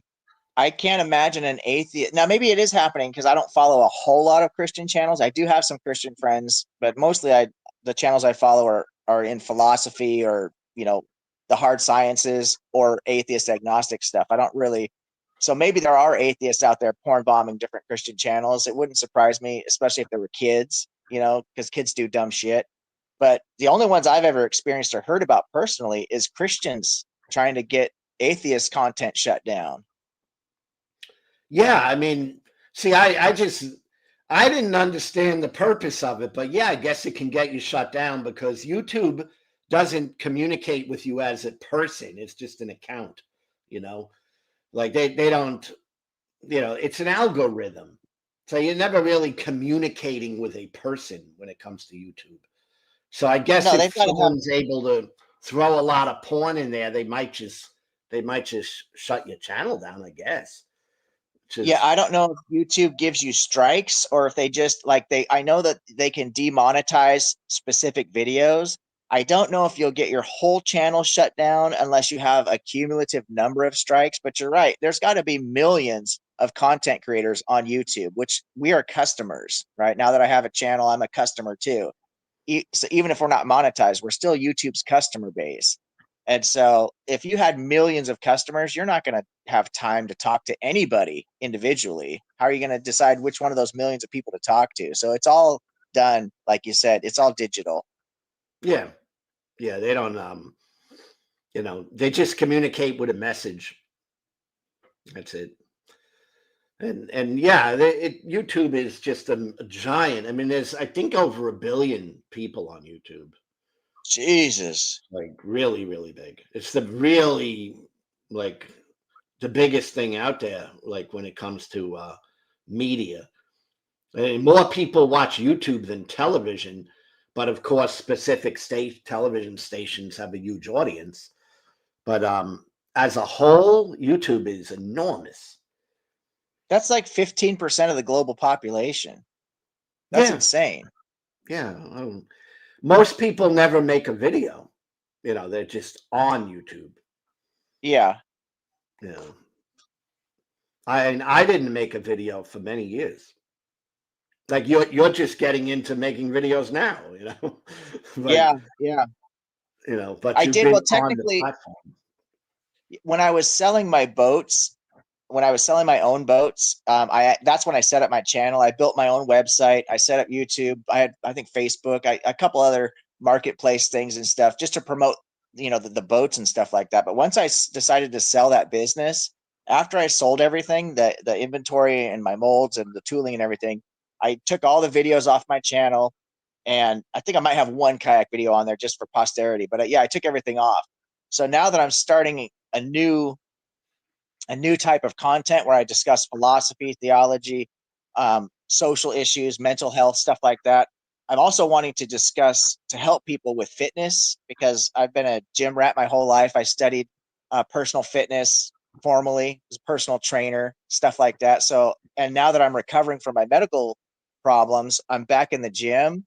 And so, I'm going to start tracking my journey to getting you know, my washboard stomach and all that back like I like to have it and everything else. And I've helped people lose weight, not just try and get buff, but I've helped athletes if they want it. So I probably do a little bit of that on my channel as well. But mostly I want to stick with like philosophy and things of that nature. I think the best thing you've done in now that you're starting a channel to put out actual videos and try to put out content of your own is that you have participated in the platform. That's a major, at least a starting point.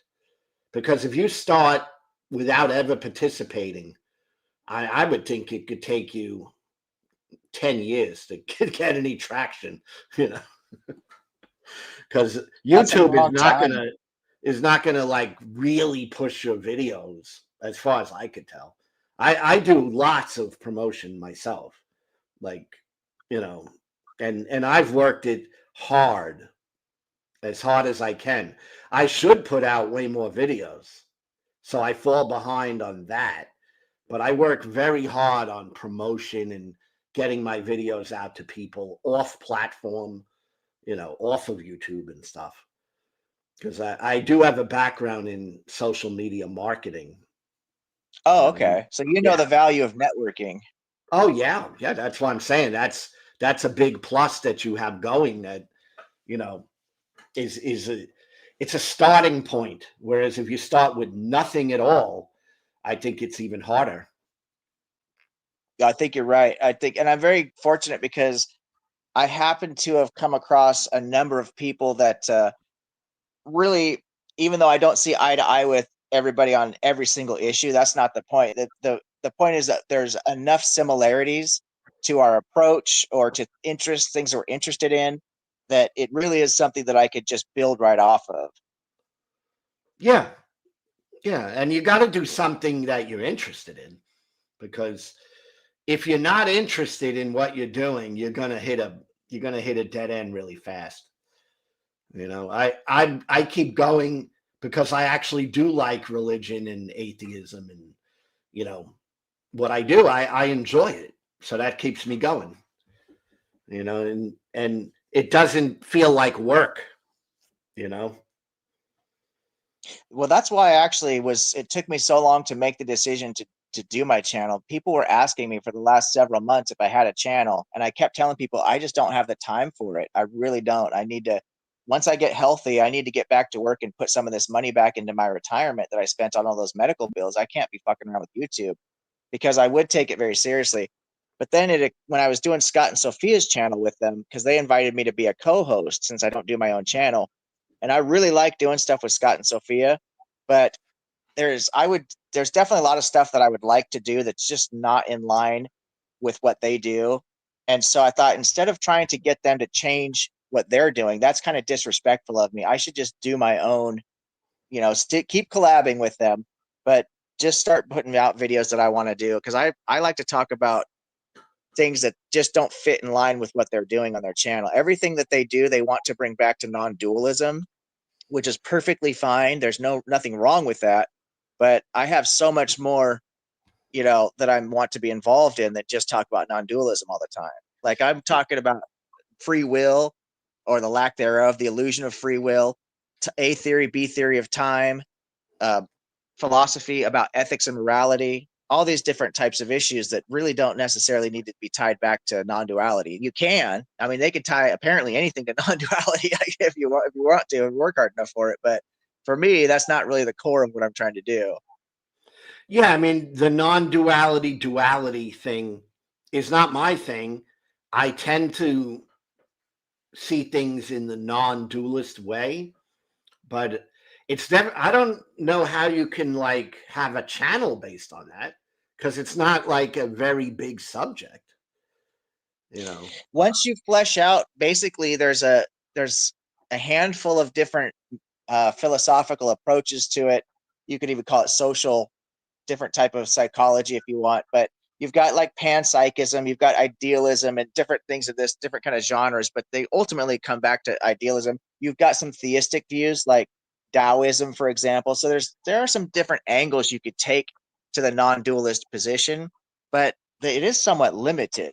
And I agree with you. I call everybody brother, sister, family. I've been like that ever since I was, incarcerated. That's where I learned that. When I got along really well with everybody, black people, Mexican people, all the different people. I was one of the white people that just didn't get caught up in the gang stuff. I just had everybody was my friend. And the African Americans, the black people, they started calling me family. And that's where I got this whole idea of fam and stuff. And so I've been calling people that ever since. And it really helped me to embrace this idea that we are all really kind of connected. We should at least act that way. That doesn't mean I'm a non-dualist. I don't know. Non-dualism is a whole separate claim that the physical reality doesn't exist. All that exists is our experience, or that conscious is fundamental and not emergent. There's a lot that goes into it that I'm not necessarily on board with. I'm not saying it's wrong, but I'm not convinced it's right either. So I think that it's beneficial to approach life from a non-dualist perspective, because if everybody thought we were all connected, then we would treat each other with more respect. So that's beneficial. But to go around claiming that the physical world doesn't exist, it's all in your head, basically. It's like, well, and then are we all one mind? I mean, we're just going. I don't know if Scott is coming from there. I don't Oh know. yeah. Oh yeah, that's the whole non-dualist perspective, is that the material world doesn't really exist. Oh, We come just, on. no, I kid you not. It's all of experience is all that we really know, right? And this is, And again, Yeah, I'm but not saying you're he's exper- wrong. Aren't you experiencing things in the physical world? Well, that's the argument, and I don't want to. I hate to do this because again, I'm not trying to convince anybody of this. I'm not convinced of it myself necessarily, but the argument from the non-dualist perspective would be, how would you ever know? Because all you have access to, direct access to, is your own experience. So if the material world did exist outside of your own experience, how would you actually know that? That's the argument they make, right? Yeah. And it does. It's a pretty strong argument, I will admit. But at the end of the day, you're not really proving anything, nor are you disproving anything. You're making a claim that, how could you know if you were wrong or not? It can be used against you also, right? How could you know if you were wrong about that or not if all you know is your own experience? So the same argument works both ways. Yeah, I mean, when I think of the argument, I'm always looking at it from the perspective of religion. You know what I'm saying? I'm always like putting it through that filter. So when I hear of non-dualism, the first thing that comes to my mind is there a soul that separates from the body, And Exactly. and I Exactly. don't believe there is a soul that separates from the body. So I believe that's on the non-dualist perspective. It is. And that's why I'm hesitant with these kind of labels. Labels can be very helpful in a certain degree because it gives somebody a lot of information without having to go explain every single detail, right? So you could say, oh, for whatever label people want to use, I'm a Republican, or I'm a Democrat, or I'm an atheist, or I'm an agnostic, whatever. It lets people know a lot about you in just one or two words. So there's a function to labels. The problem with labels is we're all individuals. So at the end of the day, what agnosticism is to me, or what non-dualism is to me, may be completely different than what non-dualism is to somebody else, because it really came from the mind-body problem, philosophy. This is with Descartes, I think, therefore I am, and kind of solipsism and stuff like that. It really wasn't about the religion per se, but religion plays a huge part in it because of what you just said, the soul. And, other philosophers talked about, what is the soul? Socrates is, the soul is just the form of the person. So there's just so much that goes into all this, and a non-dualist may not buy into all of that hook, line, and sinker, but still call themselves a non-dualist. Yeah, I consider myself non-dualist, especially when it comes to the soul, but I don't know if I fit into all of the, philosophy. But, when it comes, I'm a naturalist. That I've concluded, So Hey, I primarily wanted to poke in here to shamelessly see if I could get Objective Ethics to come on my show. I'm doing a Saturday thing every day now, every Saturday at 2:00. And I've actually been wanting to have some people on different subjects, but one of the ones that I've wanted to do the most is the subject of ethics and their origins and where they come from. I would love to have you on and talk about it, Objective Ethics, if you're interested. I would love to do that. I'd be honored to do that. I didn't even know you had a channel. I was unaware of Just that. started one up. This is the second Saturday I do them. I'm presently doing them, and I haven't found my footing about me. But I did it Saturday at 2:00 today, and then last Saturday was my first one. I've had a few people pop by, but it's been slow rolling. I'm sure, Brooklyn, you know how it is when you first get started. It's so slow hard. to get people on. And So it's so difficult. And I know you have a channel, but I don't think you pop up in my feed or anything. So I'd kind of have to be notified myself. I think I'm subscribed. I'm pretty sure, because I try to subscribe to anyone that's, on my streams.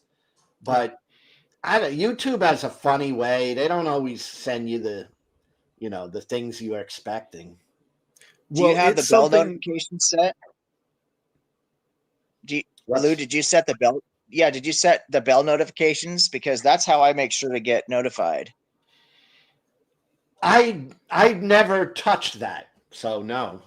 Yeah, if you set the bell notifications, if you hit that icon, the bell icon, it'll give you a couple of options, and one of them is all notifications. So anytime somebody pops up a video or a short or anything like that, a live, you should get a notification. You got to do that on the specific channel. Is that what it is? Correct. Every single channel. I've never messed with that. So no, never. Yeah, like I'm looking at your stream right now, Brooklyn Lou, and I see right next to it that there's a little bell icon that I can click all on the bell. Yeah, I've never touched that as a viewer. I have messed with it before, but I don't really look at it a lot. But I'm always popping on. I'll get on and I'll check the different ones of who's on my list to see who's streaming. But I don't have the bell on a lot of them. I do have it on a few of them. So we got Grace of God back, and I'd love if you guys want to hang and talk. He's a really good guy, and he's a theist Catholic. And yeah, absolutely. Can I just ask Skeptic a couple quick questions real quick, because I want to find out about this channel. What time zone are you in? You said Saturdays at 2, Central but what time Standard. zone? Central Standard Time. At 2 o'clock. And if you are sub to me, you'll see it, because I put it up 2 days in advance that it was, the timing and all, that it's an upcoming video. So it'll be in the queue for a while. Yeah, I will be coming by on the first and the last Saturday of each month. I co-host on Scott and Sophia's channel, and their Central Time, and they pop off at, I think it's 10 a.m. Central, which is really fucking early for me because I work late Friday night and I'm on the West Coast. So I think it's noon to them, but it's 10 a.m. for me. Yeah, it'd be noon to them. So we go 2 to 3 hours. Yeah, I generally do.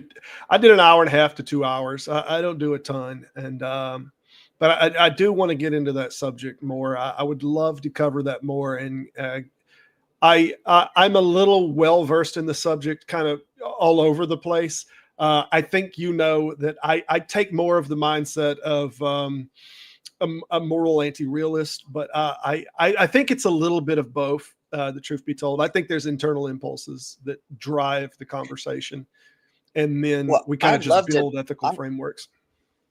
Yeah, I'd love to get into a deeper conversation with you about that, because it's something I've put a lot of work into. I don't know if you heard or not us talking, but I'm going to be debating Mark Reed. It's on that subject. And so that debate is coming up. We're trying to target. I know. He's taking the moral anti-realist position. Yeah. He's taking moral anti-realism. Yeah. So he challenged me. I wasn't going to bite off more than I could chew, but I'm not going to turn down a good fight. So I'm going to try and do my best. But Mark Reed's going to be tough. He's going to be really tough. But the reason I bring that up is because I don't want to give out too much of my argument right before that debate, because Mark Reed is going to be doing his research. But I would love to have the conversation. So I think we're going to do that mid-January is what we're targeting. So it might be more appropriate for me to wait until after that debate. That's up to you. That's up to you. But if you want to have some of the conversations off channel, I'd like to talk to you about the subject either which way. I'd love to talk to you on it. I think I could help you sharpen your steel on the subject a little bit. Oh, I'd love that. Yeah. Yeah, I don't totally back your way, but I could back either of these horses. I think there's a good argument to be made both ways. Yeah, I've gone deep into Humean and Kantian philosophy, really, because I think that's where a lot Kant of it comes. Where it's at. Kant is where it's at, baby. I'm going to tell you now. What you're going to defend is objective ethics. Kant's the man. That's what I've been targeting. And so, but I've looked at other philosophical systems because I'm trying to prepare for whatever Mark might throw at me. But I'm pretty sure it's going to come down to Humean philosophy. And obviously I'm going to counter with Kantian philosophy. So we'll have to see. It should be a pretty good battle. Well, anyway, I'm going to poke out here. I don't want to slow anybody up. And I know you got a guy coming on here. I'll let y'all chit chat. I just wanted to say, hey, and see if I could get you by some Saturday, man. But reach out to me. I'd love to have you on. Appreciate it, Lou. I will subscribe to your channel. Yeah. I'll look you up. All right, man. Yep. Hey, here's Grace of God. Grace of God, you there? Hey, what's up, guys? Hey, no pun intended, right? But thank God for snowblowers, Snowblowers? Oh, man. My goodness. What a difference that. What a game changer. What are you talking about? I stepped out to shovel the snow. Oh, shoot. Yeah, that's why I stepped out earlier. And, I live in Florida. We don't see any snow here. Oh, well, lucky you. I'll take the snow with the hurricanes any day, though. What state are you in? I'm in Chicago. Oh, my goodness. The Windy City, huh? It's coming down. It's coming down pretty good all day. Wow. You live in Chicago itself? Yeah. Oh, wow. I see Chicago all the time with the protests. The That's ice like, ones or yeah, the ICE protests. yeah. I mean, that's all I see about Chicago recently. I imagine we aren't they pretty conservative in Florida? Yeah, they're kind of. I mean, generally, yeah, they're you know, they're a Yeah. state that's generally conservative, Christian. Yeah. Yeah. So I imagine they're taking a pro ice stance, which again I it's fine, whatever. As a whole, yeah, but not Yeah. not everyone. Yeah, of course. I mean I'm on the that's other side. yeah, Right. yeah. I mean, look, listen, I could see both sides, Obviously I think they should respect people's humanity, if that makes sense. But I can't see people's desire for mass deportations, I guess, if I'm I being mean, I don't objective. know why, but I mean that's a political thing. I'm personally like progressive left on the Yeah. politics. Mm. And that's interesting, as far as the, theism, right? It's interesting to see these Christians push out their neighbor. I mean, the Bible literally does say, unless I'm mistaken, welcome your neighbor. Yeah, Um, yeah. but I guess you like human, like the species we are, we'll pick and choose. I think people pick and choose all the time. Yeah, That's one of the things that I don't understand about religion. It's like a lot of it is just like how you view certain passages in the Bible, like in the Christian world. yeah, Like they're progressive Christians, and then there's Christian nationalists, and they're on two yeah. opposing sides, and then there's people in the middle. Denominations on top of that. Yeah, yeah. It's all gets you know, I don't know. It gets very confusing. Yeah, one of my biggest gripes with religion once upon a time, um, and I don't know if this is gonna make sense to you, but I always looked at us as just another animal in the animal kingdom, right? The food chain, whatever the case. And I always viewed us as very egotistical. And I thought how typical of us to create God in our image, or for us to assume God is in our image. Right. Um, Now again, I say all that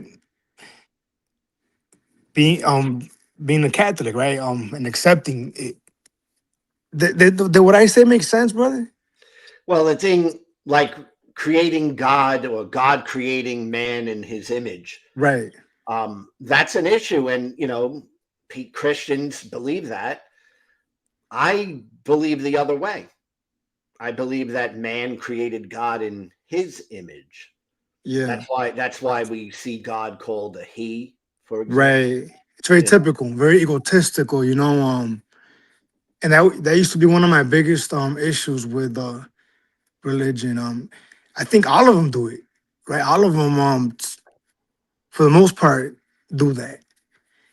You yeah. look at I mean, let me ask you this because you're, looking at all these different things.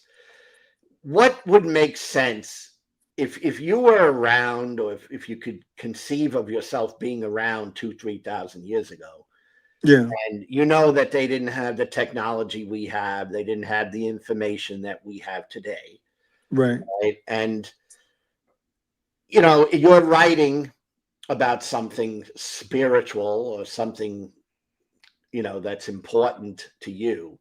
yeah, in the Wouldn't it make, desert. wouldn't it make sense that you would consider God a him? I would say so. It's of its time, right? I mean, because when you think of God, God is spirit, right? God is not Of flesh. course, right, So, so why do we call him a he? right.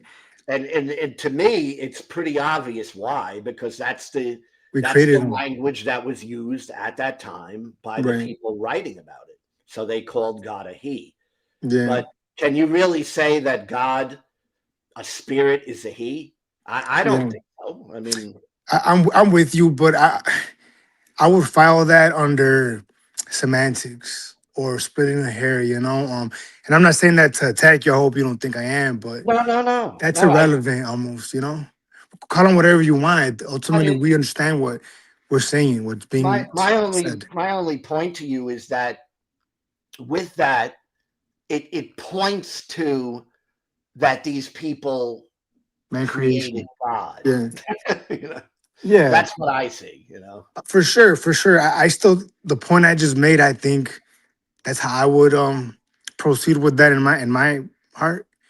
Um that's almost irrelevant to what is being said. If that's fair to say. it's not part. It doesn't matter in terms of the message so much, but when I'm thinking of how the Bible came to be, that's where it Right, matters. for sure. Yeah, and that's what I said a second ago. That was one of my issues with religion was I thought it was typical.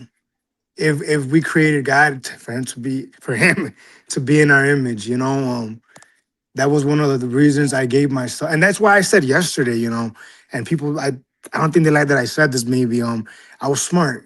I thought I was too smart for religion, you know. I always said my biggest problem with religion was that I read. You know, I'm a huge history buff, right? Yeah. And I understand the how Christianity spread. Like your friend earlier, right? He was playing the video game where it's imperialistic, right? And my family derives from Mexico. Um, and we know that history, how Mexico is Catholic today. Hmm.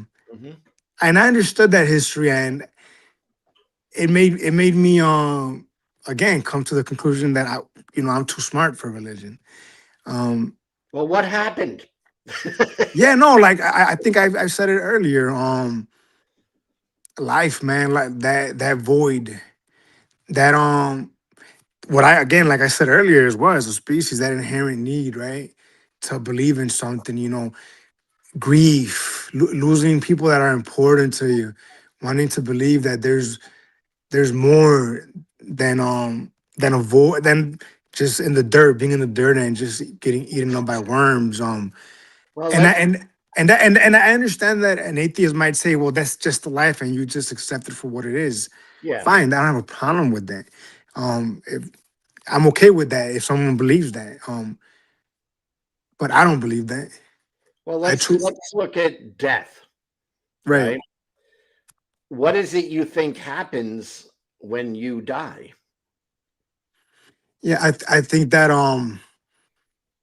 you're judged, right? You're judged by how you lived.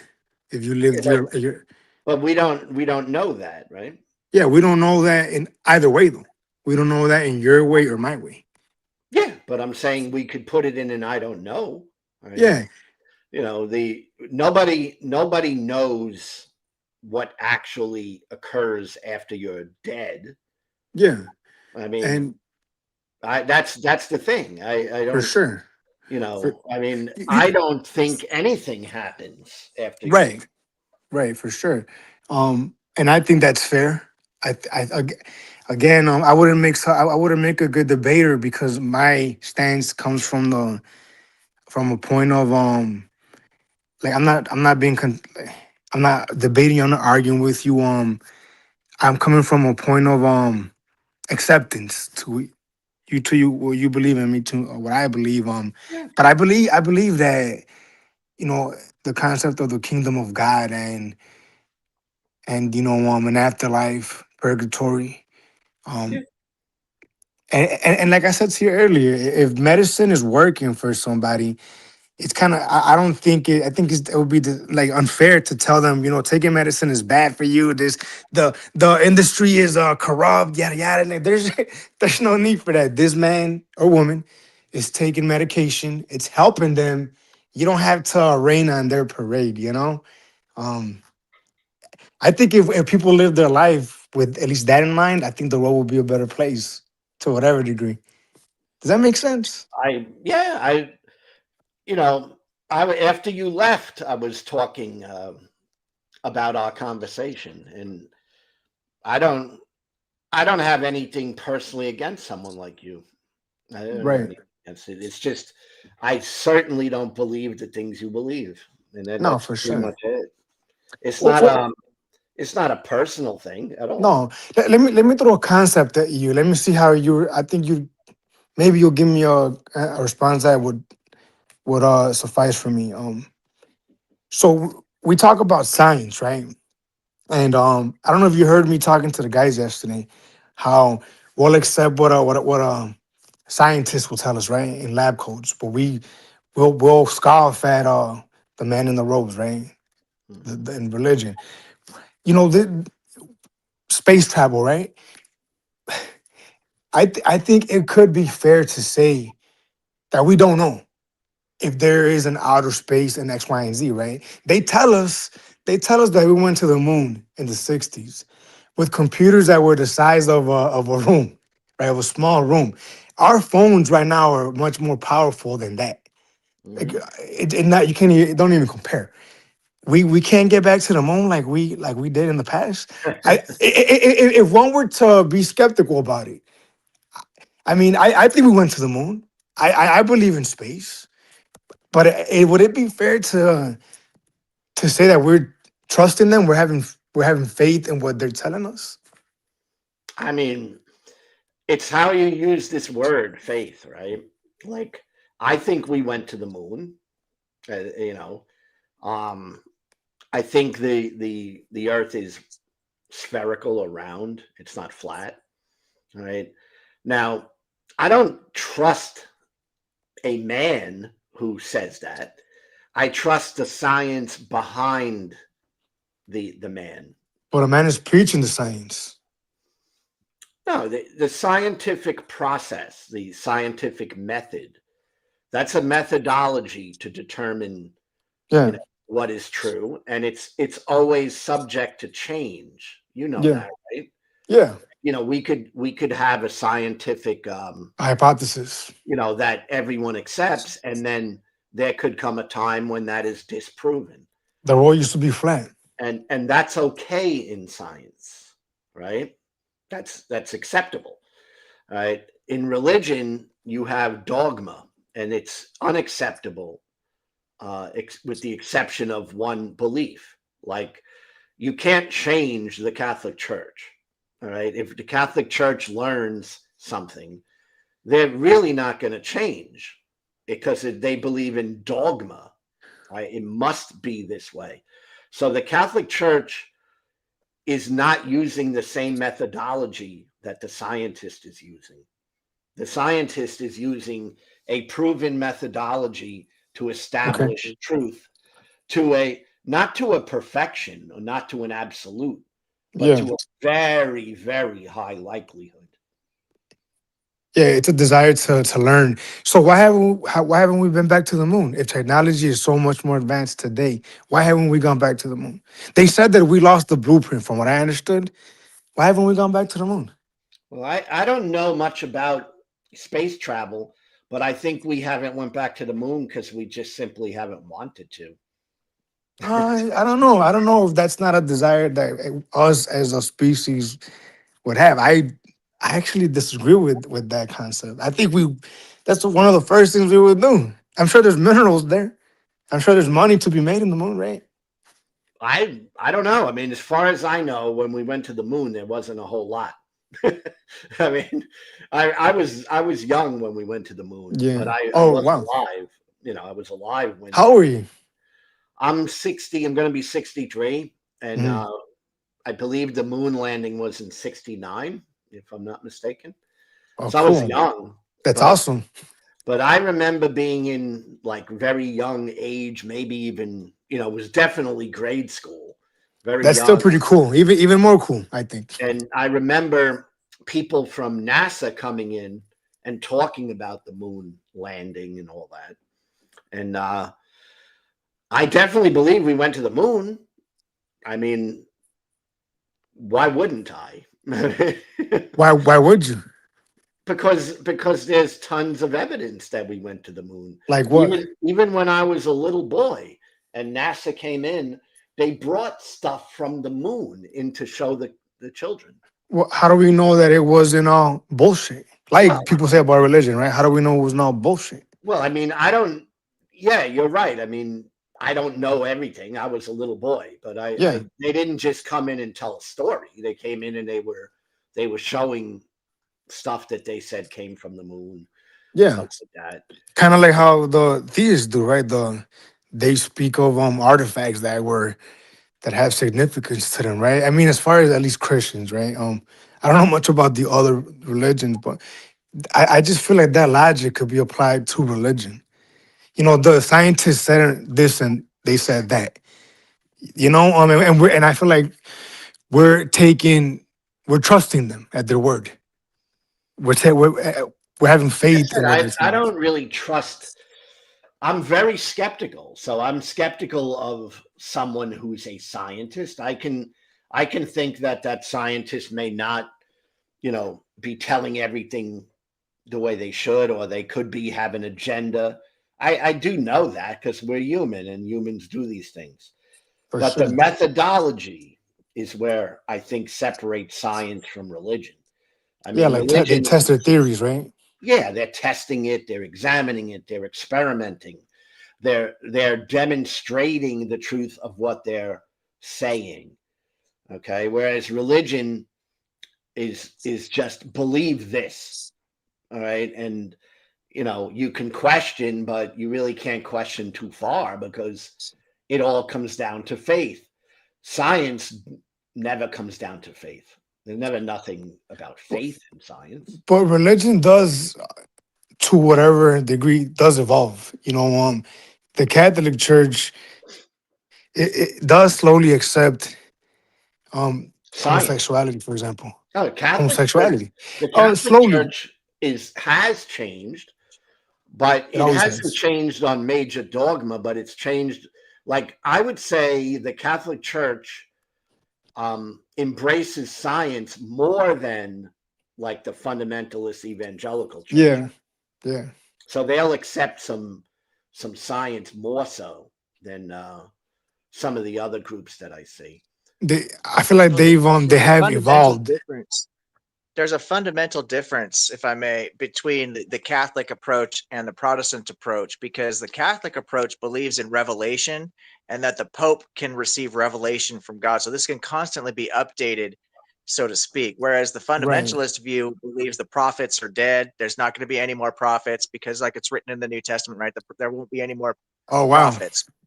So at that point, what's done is done. You still get all these Mm, different denominations, but that's because people believe that everybody else is interpreting the Bible wrong. It's not because mhm. they think there's been new revelations coming. It's they just believe the information's always been there and people just read it incorrectly. Whereas the Catholic Church believes that God is actually revealing truths and could Yeah. potentially update understanding to the church, but it has to come through the apostolic tradition through the Right. Pope, things of this nature. So there's a Peter. whole system to it. It's not like Yeah, any Joe Schmo Catholic could just go up and be like, "Oh, I had a vision from God yesterday." It doesn't work no, like that. no, Yeah. because they have a hierarchy, and they have a magisterium, and that group of cardinals, and then there's the Pope is the head of it all. Yeah. And I know the Orthodox have like some kind of council, if I'm not mistaken, Yeah, in there's a their hierarchy. church like in the Catholic Church. It's very hierarchical. Yeah. There's Pope at the top, and then below the Pope is a The group of Cardinals. bishops, Right. cardinals, and that's how they elect a Pope, right? The cardinals meet. Right. It's not open to the vote of the lay people. I mean, Yeah. you don't get to vote on who's going to be Pope. Right. But we don't get to vote on theories either. We don't necessarily input our opinion on whatever the scientists present necessarily, right? No, that's where you're having a disconnect. Can I just respond to Yeah, no, for Ambushed sure. Apostate? Ambushed Apostate said hello in the chat. So just Ambushed Apostate, Yeah. please check out my YouTube channel. I decided to start uploading content, so I'm actually going to take that seriously. So please check it out. Sorry for the shameless plug. No, what Brooklyn Lou is saying here is actually really important because there's a distinct difference between the scientific method and religious teachings. Dogma is exactly the right word for it. Even if the Catholic Church and other religions are a little bit more flexible, there's ultimately certain things that will never change, like the Trinity. The claim for the Trinity will never change with the Catholic Church. Jesus' divinity will never change with the character. There's some things that are not going to change, God's existence, so on and so forth. So that's just not going to change no matter what. The scientific method is not like that, because your statement that you made, and I want to be respectful when I say this, so I'm not jumping on you here, No, Grace. no, I'm no. just Go going ahead, to brother. correct you here. The statement that you made about, the scientific method isn't accessible, these theories aren't accessible to everybody, that's actually completely opposite of the truth. The fact of the matter is, the beauty of science, like what Lou was saying, is that it's always subject to change, and it's what we call an open platform. Anybody can approach any theory they want to. So, for example, I've got 2 patents for my kayak design, right? I'm a licensed boat manufacturer. Boats have been around for thousands of years, right? Mechanical engineering is a hard science, and I was able to come in and invent something new and break into the industry with a new invention thousands of years later after everything had been established, right? Because the scientific method is open to anybody. If you've got something that works and you can prove it, that you now have the current theory, and that's open to anybody. You don't even have to have an Yeah. education. You can literally just do it if you've got the evidence. That's the No, beauty of the very, scientific no, method. very well said. I understand what you mean. That's pretty well said, dude. What do you think about what I said earlier about this concept of outer space, for example, right? And I don't want to like, hey, be hung up and harp on the outer space, is it real or not? But the way they presented it to us, and it seems like to me like we're trusting them at their word that there is space, right? But are you saying that they've given us proof? But have they like they've shown us things? How do we know that those things are real? I didn't see it myself. Am I making sense, brother? No, it does make sense, but you've got 2 things to consider. One is called the Galileo fallacy, right? Which basically looks at the fallibility of the expert opinion. You could say, well, they're just human beings.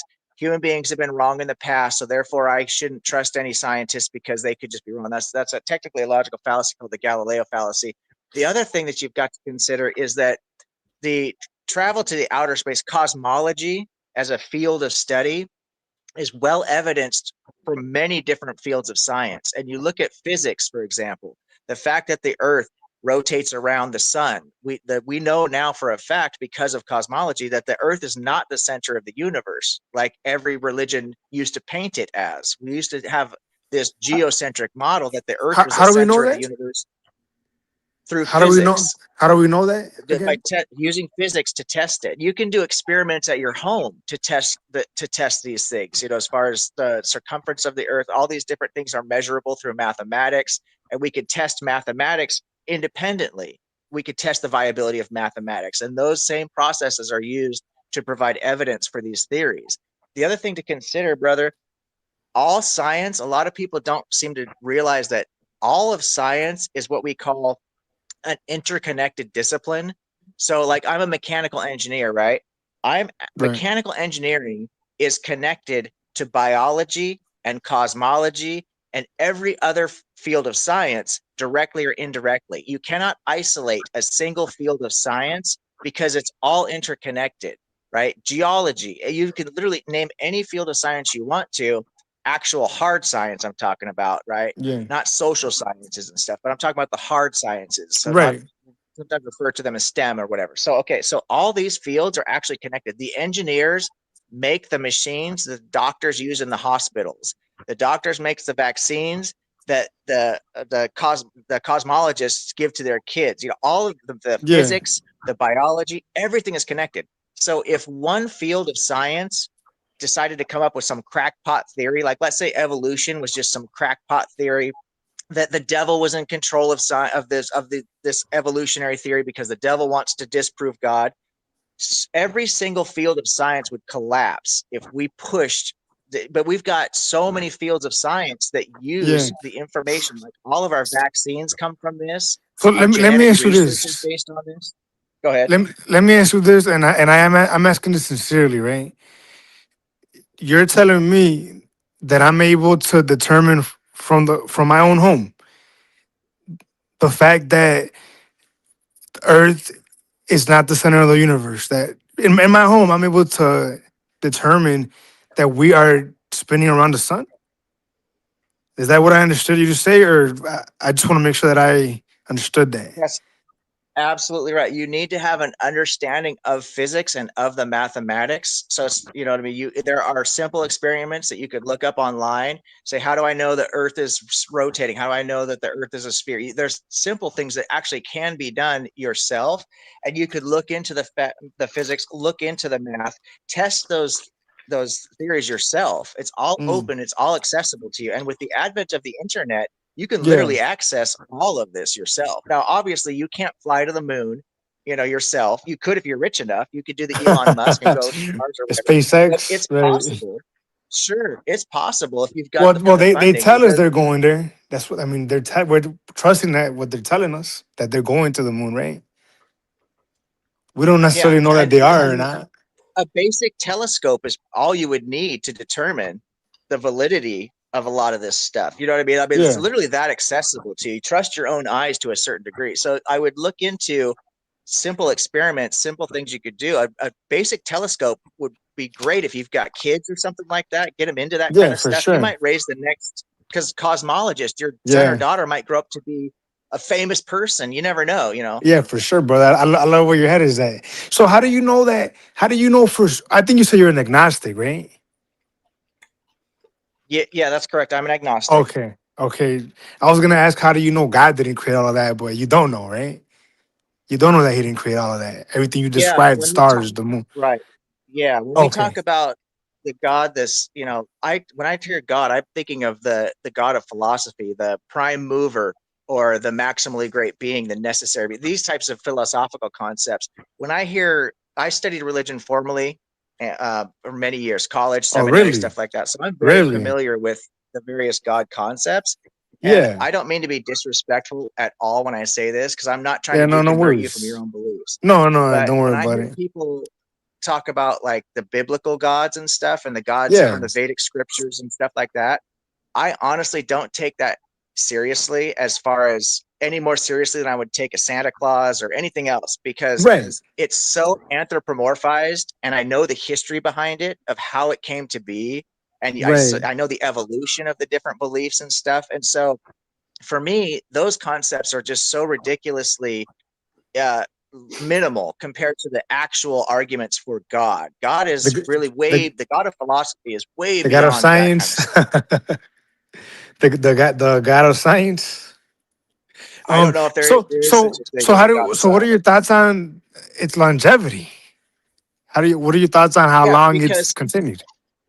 because it maps onto what the human psyche does. You guys were talking when you first came in. You were asking Lou about we does God create man, and how come we have all these similarities with the gods, and it's called anthropomorphication, sorry. And so what that means is we anthropomorphize these concepts. So the initial God concepts from our ancient ancestors were nature gods. So the thunder, the wind, the rain, these were the gods. They didn't Right, the actually talk and sun. walk, have emotions and feelings. We actually started to evolve these human traits we started to map those onto the gods, because it became very useful for us to really conceptualize what these gods did and why they did these things, right? So we started giving them emotions. Then pretty soon they have personalities. And then now we have these very developed religions that are highly anthropomorphized, and it's a natural progression, but it starts at the very basic level. In the human brain, we have what's called the hyperactive agency detection device, the HADD. And it's something that human beings do naturally, organically, where we want to understand we want to answer to things. We want a solution to things. We see something happening like the wind blowing in the bushes, right? And we want to know, is that a tiger in the bushes, or is that a god, or what's making that happen, right? And so we have this natural thing that we do in our brains. Well, we can use the scientific method, which the first step is observation, to go see if it's a tiger, right? Well, the lightning striking, before we really had the tools in meteorology to understand where lightning comes from, right? With the friction in the atmosphere and all these different things that make lightning, Right. what we did is we thought it was a god. Well, the more science evolves, the more those concepts get taken away from the gods. And so it's just a natural process that we Yeah, for go through, sure. and it's perfectly understandable. Yeah. Lou, earlier I told you how I came across the other channel, right? That urge to talk about God and praise God with somebody, right? Yeah. Funny enough, Lou, before that, well, alongside that, I was reading the Bible, and I came across a scripture that said, among other things, do not walk with non-believers. I said that, so I think it's interesting how, again, I ended up in that channel, and you heard those guys. Those guys were Yeah, but very. you are walking with the non-believers. I know. That's why I mentioned it. I thought it was interesting. I mean, you're walking with people that don't believe what you do, and Yeah. I think that's cool. And Yeah, for sure. Me too. But I just think it's interesting that, again, that day I opened the Bible, read it, and that verse jumped out at me. Um, and sure enough, that night that occurred. Now maybe it's a coincidence, obviously, right? You would think. well, you do believe there's such a thing as coincidences, don't you? Yeah, for sure. I do, but there's been a lot of times where it's been a hell of a coincidence. I've encountered coincidences many times. I mean, the jump to it's what you attribute the coincidence to that is going to matter for you. I mean, if I have a coincidence in my life, I don't think, oh, that's a God talking to me. I just recognize there are things that happen that are unlikely. And that's it. Because I don't believe in the supernatural.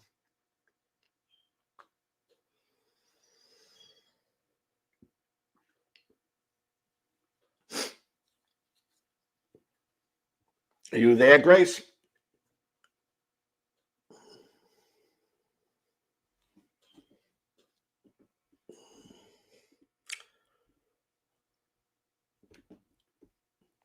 Lou, I think he blew his head right off his shoulders. I don't know. I think he's just on mute, but he's got himself on mute. Yeah. But It goes back to that the God of the gaps, like I was talking about. The coincidences. We have this real desire to want to know where these coincidences come from, and so it's a natural urge for us to ascribe some kind of a meaning to it. And since we can't figure it out scientifically yet, we apply the God of the gaps fallacy to it. We say, "Oh, God must be doing it," and we do. This is how these gods evolved over time. It's the God of the gaps, but it's also how they devolve over time, because we start covering those gaps with science, and pretty soon, God's no longer creating the lightning. God's no longer the rustling in the bushes. That's wind, and that's friction, and that's all these different atmospheric pressure, and all this other stuff that we know scientifically. yeah, and the thing is that when you've already committed to a belief and you stuck your stake in the ground, so to say, you're looking for reasons to confirm your belief. So you come across a coincidence and you go, oh, that's God, All right. Why does God have to speak to you in coincidences? I don't know, but Yeah, you and to that point, guys, there you look, are. I'm Bring fully you on. aware that, look, I told you I read a page, right? And that's what jumped out at me. It very well could be that there was more in there that in another scenario could have been a coincidence. You know what I mean? Yeah, Does that make sense? But this is I the mean, coincidence that jumped if at me. I went, why? A question I have for you, Grace, is why does God have to speak to you in these weird ways? Why can't he just talk to you? Yeah. I mean, I don't know if you'll like my response, but why not? Who's to say who's to say one way or the other? Now I know that's not a great Because response, maybe. when you have a message that you're interpreting as coming from God, and it can be taken differently depending on who's looking at this data, then it's not something you can say for sure is true. Whereas if God came to you and spoke to you in your language to you directly, that would be much stronger. Yeah. But what if that's not, and again, I'm coming from a point where maybe you won't like, but what if that's not the way it works. What if it's both? You know, what if it could be the coincidences? Like, what if that's a thing? I mean, we don't know that it's not. And again, I understand that that's not a ideal statement for you guys, but why not? Who's to say? I mean, I'm not saying it's impossible. I'm just saying that it's not very strong. I mean, I would like, if God was real, I'd like for him to actually interact with me. That would be nice. Right? If he's not going to interact with me and is going to do some mysterious thing that nobody can understand, a big deal. I mean, I don't see that as very persuasive. You may see it as persuasive, you know. I Yeah. mean, it's not persuasive to me. I mean, like when you say that, you know, you read something in the Bible and then Do jumped not on, walk with scoffers. you know, but you went on a channel. I guess you think that came from God. No, no. I'm saying it's interesting as a coincidence on its own. Theism aside, right? Well, yeah, Um, but coincidences happen every day. I mean, yes. it's coincidences in and of themselves. Just happening is not unusual. A particular coincidence can be unusual. I mean, and coincidences happen to all people. I mean, you don't have to be Christian to have coincidences happen. I mean, the coincidences happen to people who believe in Vishnu, people who are atheist, people who are Christian. Coincidences just happen. So why would you attribute your God to that coincidence? Not, I mean, maybe you're not, but why would No, any? no, I'm not necessarily, at least completely doing that. I just thought it was interesting that it literally said that. Like Um, if you had a dream, right? Because this comes up in my life a lot, not for me personally, because I don't believe in gods, but I know I have a relationship with my dear life partner, right, who's a woman, and she's Catholic. So she I guess is of the same beliefs you are in many ways. She could have a dream and then say attribute that dream to God, right? But I don't even see how that's reasonable. Why would you attribute a dream to God? Like, not saying you do, but she does. She'll say, you know, I had this dream and it must have been, you know, God speaking to me, giving me some information that's important, you know, and yeah, I better listen to, you know, what was being said to me. And then there's some interpretation of that, you know, well, what was he trying to say to me? Oh, he must have been trying to say this to me. That just doesn't make any sense to me. I mean, to me, it's like you just had a dream, like I have dreams. I don't wake up out of a dream and go, oh, it must have been a God talking to me.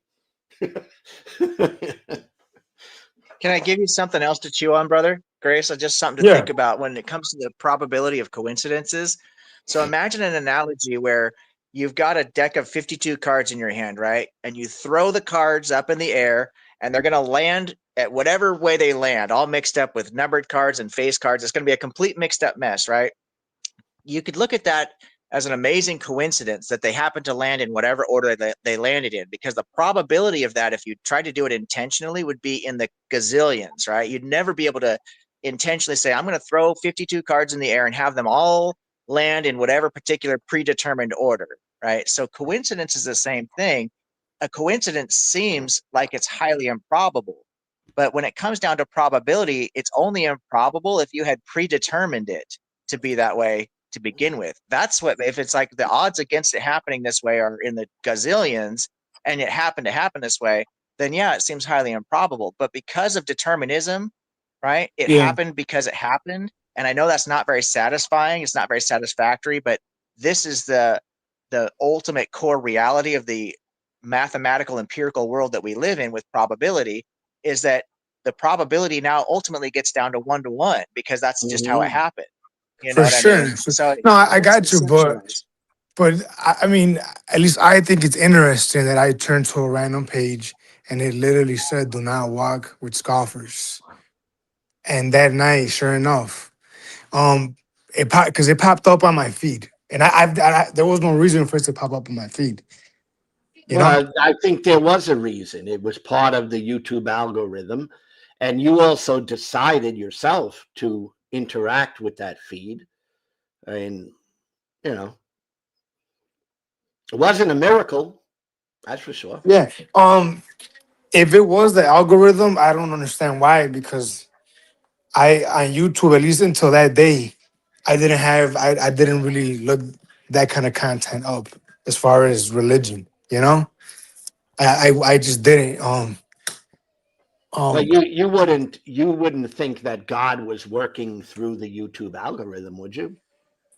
Uh. I don't know. You know, like I said earlier, that morning I had a just a strong desire to talk about God. Um. I wanted to. I thought of it. I wanted to talk to people online because I do go on panels sometimes, but it just the topic is never God. Um. I think that's interesting. It's a hell of a coincidence, I guess. Like he just said, the odds of probability, right? I mean, I have I don't know if this ever happened to you, but it happened to me one time when a long time ago. You know, when you're flipping coins and then they're going on to like the table. Yeah. One time I flipped a coin. I guess it had a pretty rigid, straight edge, and it fell on the side. So it was sideways, sitting on its side, but Yeah. up. What's the chances of that happening again? Probably very small, right? But it But happened. But it did happen. Now, did a god do that? that in and of itself doesn't have any meaning, right? No, but I'm saying it's a highly coincidental thing, right? Yeah. I mean, it probably never happened again in my life, right? But it happened once. Okay. I mean, would it be rational or reasonable for me to think, oh, must have been a god that did that? No, I hear you. I think my issue with what you're saying, what I'm having trouble with is there's no meaning behind. There will be no meaning behind it that I could see. Like there's no like nothing of spiritual significance in it. If it were to, Well, what if maybe. what if before I did that, I had been, and I'm, just giving you an analogy or, a hypothetical. But what if before I did that, I was praying that God would show me a sign? All right, Then yeah, and that'd then be I go, oh, interesting. that's a God that did that. Yeah, yeah. See, Right? that's different. That'd be interesting to me. But it's the same, it's the same thing that happened. Yeah, no, I get what you're saying. I understand the logical steps that you're going right, that you're going with. But it's nonetheless, it would be interesting. I think Well, it is. it makes sense to me. All It does. coincidences are kind of interesting. They are kind of interesting. They're fun. Yeah, yeah, They're unusual. That's what makes them coincidences. They're unusual things. But unusual things do happen. That's just reality. yeah. Ethics. You said you grew up as a Christian. No, I've always been an agnostic, but I've been very fascinated by theism from a historical point and from a social point, looking around the world that I live in. And so I studied it from a passion of just interest from an outside point of view. But no, I've never been an actual like any type of religious person. I tend to live my life very much uh, in line with non-dualism. Actually, like Brooklyn Lou and I were talking about earlier. I believe that metaphorically speaking, we're all brothers and sisters. We're all family. I had a very rough childhood, and random people and strangers really helped me in life. In fact, if it wasn't for people that I wasn't related to and people that were ultimately had nothing to gain other than just doing the right thing, if it wasn't for those kind of people, I don't even know where I'd be today. Right. So I try to contribute back now that I've turned my life around and made a success out of it. I try to give back to society and back to humanity. But this is just a way of life that I live. It's not because of any religious beliefs. If I have any beliefs, I'd say that, this non-dualism seems very compelling, and I recommend to people who are religious to look into things like Buddhism or Taoism or Jainism or something like that. Get more Buddhism and Taoism. Get rid of the God concept and embrace the actual relationship that you could have with humanity and with the universe. This fills that void that you're talking about without having to take on the baggage of the dogmatisms, the other type of social problems that comes from religion with bigotry and other issues that can be linked to religion. There's just a lot of problems I see these Abrahamic faiths in particular just kind of inherently have to accept. Not every Christian has to adopt these dogmatisms, though. That's, it's every individual at the end of the day is Right. really It's ultimately responsible for that's how what they it live is, religion. right? I agree. Ultimately, it's an individual decision, even within the construct of the religion, right? Yeah. Well, you're right, though. The religion does have that formatted into it. It's baked into the cake, right? Yeah, Yeah. exactly. That's the problem. It can set people up for having to say that gay marriage is wrong just because my church tells me, or that's what they read in the Bible, even if they personally don't want to be unfair, that they have to adopt certain claims, and it just spreads a lot of problems. As you said, you studied the history of it. These religions were spread by the sword. There's a reason that the three Yeah. Abrahamic faiths are take up half the global population. Over 4 billion people are either Christians, Muslims, or Jews. There's a reason for that, and it was violent, a very violent reason. Did you add Islam in that, or you said Judaism? Yeah, all three of the Abrahamic faiths, between Christianity, Islam, and Judaism, that accounts for over 4 billion people, which is about half the global But population. There's 8.5 billion people on the planet. 93% of these people are some kind of religion. Over 4 billion of them are just accounted for by the three Abrahamic faiths. but Judaism is almost negligible, right? There can't be that many people that are Jewish, Yeah, right? there's a little less than 1 million people. Judaism is the third largest religion in the world. Yeah. It's not small. Mm. Yeah, no, very interesting points that you make, bro. I will say that, I mean, you've chosen a religion that makes sense to you and is Yeah, helping that you. I grew up with. Yeah. And like I told you earlier, I'm sure that if I grew up in a Muslim family or community, I don't doubt for a second that I would find comfort in the Prophet Muhammad. I see. I'm self aware enough to understand that, right? Um, it just so happened that for me, I grew up in a Catholic community. Yes. Yeah, Grace, I want to give you some props right now because when you left, Brooklyn Lou and I were both giving you some really big props. We're both very impressed with the fact that you're willing to be honest about some of these things because so many people in your position would never admit that. And I'm really Yeah, impressed with you as a human being. I'm really impressed with you. And I just want to give you I that appreciate you, brother. Likewise, remote right pat back on the at you back. this. Good for you, brother. I told Lou just before you left earlier, because you were giving Lou props. You said that you appreciated his good faith, his I forget the word you used, but that's the reason why I'm here talking to him right now. Because yesterday I saw myself in him. If that makes sense, like a man of my own, um, genuine, right? Not trying to hurt you, not trying to cut you down. I'm not interested in that. So I really appreciated that. Yeah, I think you said that before I was able to.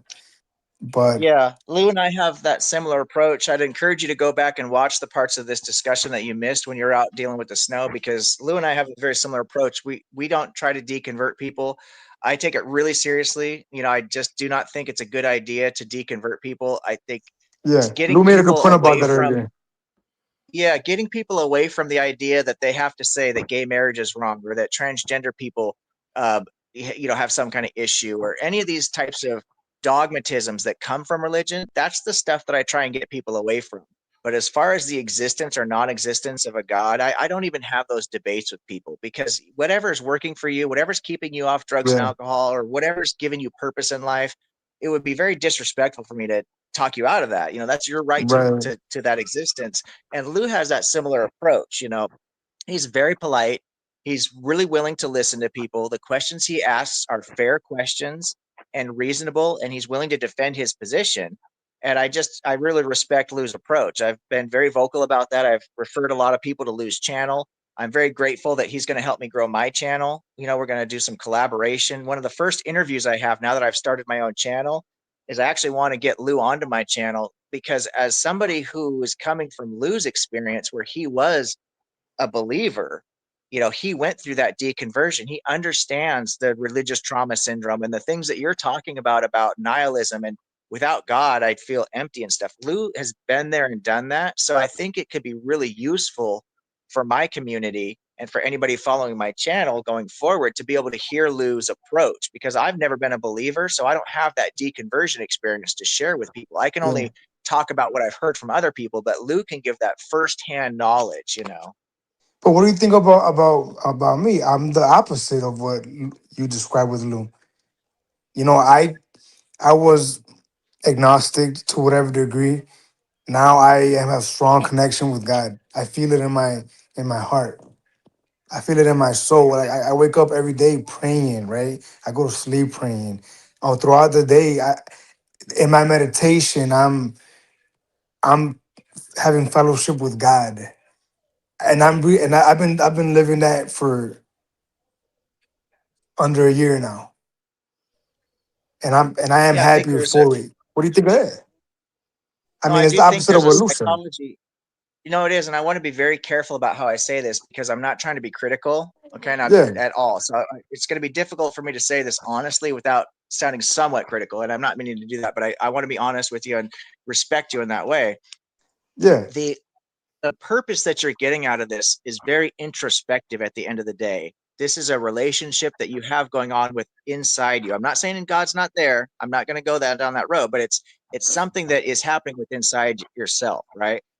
yeah. Someone like myself, the value that I see in life, and this is, you were gone for when Lou and I were talking about this earlier, but I see a tremendous value in life, not only a value in the experience of life itself, but I also see that I have a duty to make the world a better place for me being in it. It's my responsibility to invest in humanity. It's my responsibility to invest in you and Lou and everyone in the chat. Even if you guys don't agree with me, you might think I'm some crazy fucking whatever guy who calls people brother and sister. I don't even fucking know, right? But that's my responsibility to care about you guys anyway, in spite of our differences, and to try and find common ground.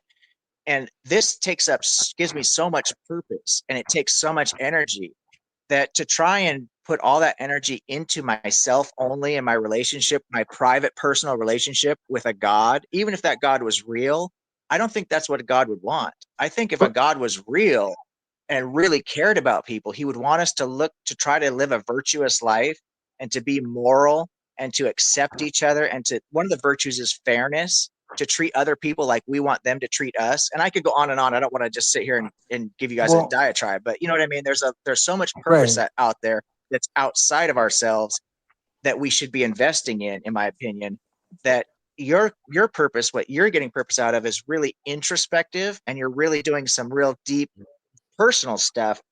But eventually you're going to have to pour this out into the world.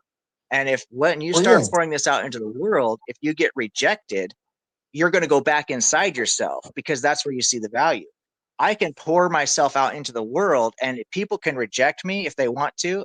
And I respect them and say, you know what, that's your right. I got no problem. It's not like it makes me happy to be rejected, but that's not my purpose, is not to be accepted. My purpose is to invest willingly and to sacrifice my own ego, and to just put out the best information I can to help my neighbor, to stop when there's somebody who's but got a flat tire, and say, can I take you down, can I change your tire? This is my purpose. And that's what gives me fulfillment. yeah, but everything that you just described, every last bit of it, I would describe as being of God, of being of service to God. For example, a couple of months ago, right, I signed up to be a part of a program that 3 or 4 times, 3 or 4 weeks a year in a rotating schedule. I'll respond to people in crisis, like at the hospital, um, to their houses that are having like what would you call it? An episode, a traumatic moment. They need someone to talk to. I'll go to the hospital, and if they almost die from drinking, for example, that's a common one. Um, that's what you just described, pouring yourself out into the world in service of God. It just makes it. Maybe it's not logical, but it's spiritual, and maybe those two don't align with each other. Because again, everything that you both are saying in a logical sense, I'm right there with you. I hear you. But spiritually, obviously, I don't agree. But how do you measure that, right? You can't. Do you get what I'm saying, brother? Did that make sense? How do you measure your spirituality? I How don't would you think I don't. doing that? I would say doing everything that ethics just said. That's how I've understood it. Being of Well, service to God. you see value in helping other human beings, right? Yeah, All right. Me and Objective both see value in helping other human beings. So that's common to all of us here, right? right. So you don't need a God to see value in helping other people. You see that. Yeah, yeah. So I try to unite around those things rather than the dogma or the doctrine or you have to believe it this way type of stuff. Yeah, no, I could understand that. I see the value. I'm okay with both. And I know I said it yesterday. I kept saying it. I'm saying it today as well. I'm okay with both. I don't see anything wrong with both. As being of service to God. That's what I understood him to say. And I understand that that doesn't suffice for an atheist. Um, it just makes perfect sense to me, man. I do feel happier, right? And again, logically speaking, you could say, yeah, it's because I meditate. I started meditating before I started connecting with God, right? I would meditate. I would breathe. I was learning breathing techniques, connecting to the universe, um, mindfulness, body checks, all this good stuff I still do to this day. It's amazing. But that led me to this. Let me give you an example that you guys might not understand, but it makes perfect sense, right? Today I was driving with my kid in my truck. It was coming down, snowing pretty good. For me, it was just a commute, point A to point B. How much gas am I burning? How long it's gonna take me to get there? How many miles? And then I looked in the rearview, and my kid was all smiles, right? And it hit me. I had a moment of clarity where I just felt it in my breath that although this moment for me it's just routine, for my kid it may be the world. Mm-hmm. And I just felt God's presence in that, and God's love in that. It's a beautiful thing, and that comes from my regular practicing it. Well, It two makes things. sense to me, brother. Two things. What you just described, I can experience the same thing. Yeah, for Right? sure. It's just that I'm not Gratitude. attributing it to a God. Right, That's for the sure. only difference. All right. Yeah, You're attributing it to God, and I'm not. yeah, yeah. But the actual experience that you're speaking about can be had by both of us. Yeah, for sure. All right. So that's the thing. It's not that I feel like you're doing, you know what I feel, Grace? I feel that you're getting to know yourself a whole lot better. That's what I'm sensing. Mm, I'm sensing you're thinking a lot about these things. And when you're meditating, aren't you growing in the understanding of yourself? yeah, And for sure. that's the journey that you're on. And I would say and offer to you, it may not conclude with where you're at right now, because it could take a different turn. I feel as long as you're seeking truth, then, that's good enough for me. And Yeah. but I could tell you, you don't always end up where you are, where you start. No, no. Well, again, brother, I was agnostic once Yeah, upon a time, yeah. and here I am today. Um, every day, the way it's just it's an incredible feeling having this connection. I wish I had it before. You know, Yeah. I mean, I don't. and even if people were telling me yesterday it's my imaginary friend, right? Um, whatever, whatever. I'm not offended by it. Um, I feel I have true inner peace, and I know it's because of God, a higher power. I would ask, how do you explain, just like how would you personally explain other people who have inner peace that do not believe the things you do? Like, what would you Yeah, attribute their inner peace to? Like meditation, for example. I mean, meditation is essentially an Eastern religious practice. It's not, it comes out of the Eastern yeah, like mystical practices, right. Would it be not Japan, right? like Maybe Japan. India and those regions of the world. All right. Yeah, It's not essentially a Christian thing. All right. right. And yet there are people that find peace through that, and they're not even believing what you believe. I find peace, and I seek peace, and I look to peace, and I feel my life is fine. Like, I'm not looking Yeah, to to to discover some ancient mystery. I'm fine the way I am. So right. how would you explain to someone who doesn't believe what you do, that has the same type of experiences? I mean, what is doing it for them? Yeah. I would think it's. I think I said it to you before. How I think it's. I don't know that I would explain it to them. I think I would accept where they're at. If somebody were to tell me that they're Muhammad, right, or Allah, and this is how they were describing what I'm feeling, I would accept whatever they think it is, right? I mean, look, listen, this might sound crazy to you, but if somebody told me that praying to Satan brought them peace, I wouldn't have a problem with that necessarily, you know? And maybe that's not rigid in the religion. Maybe that's unacceptable, but that's not what I've understood, what I've read from the Bible, um, what I've understood from my relationship with God, right? Um, Jesus Christ, right? That's again going back to that's how I was raised. Um,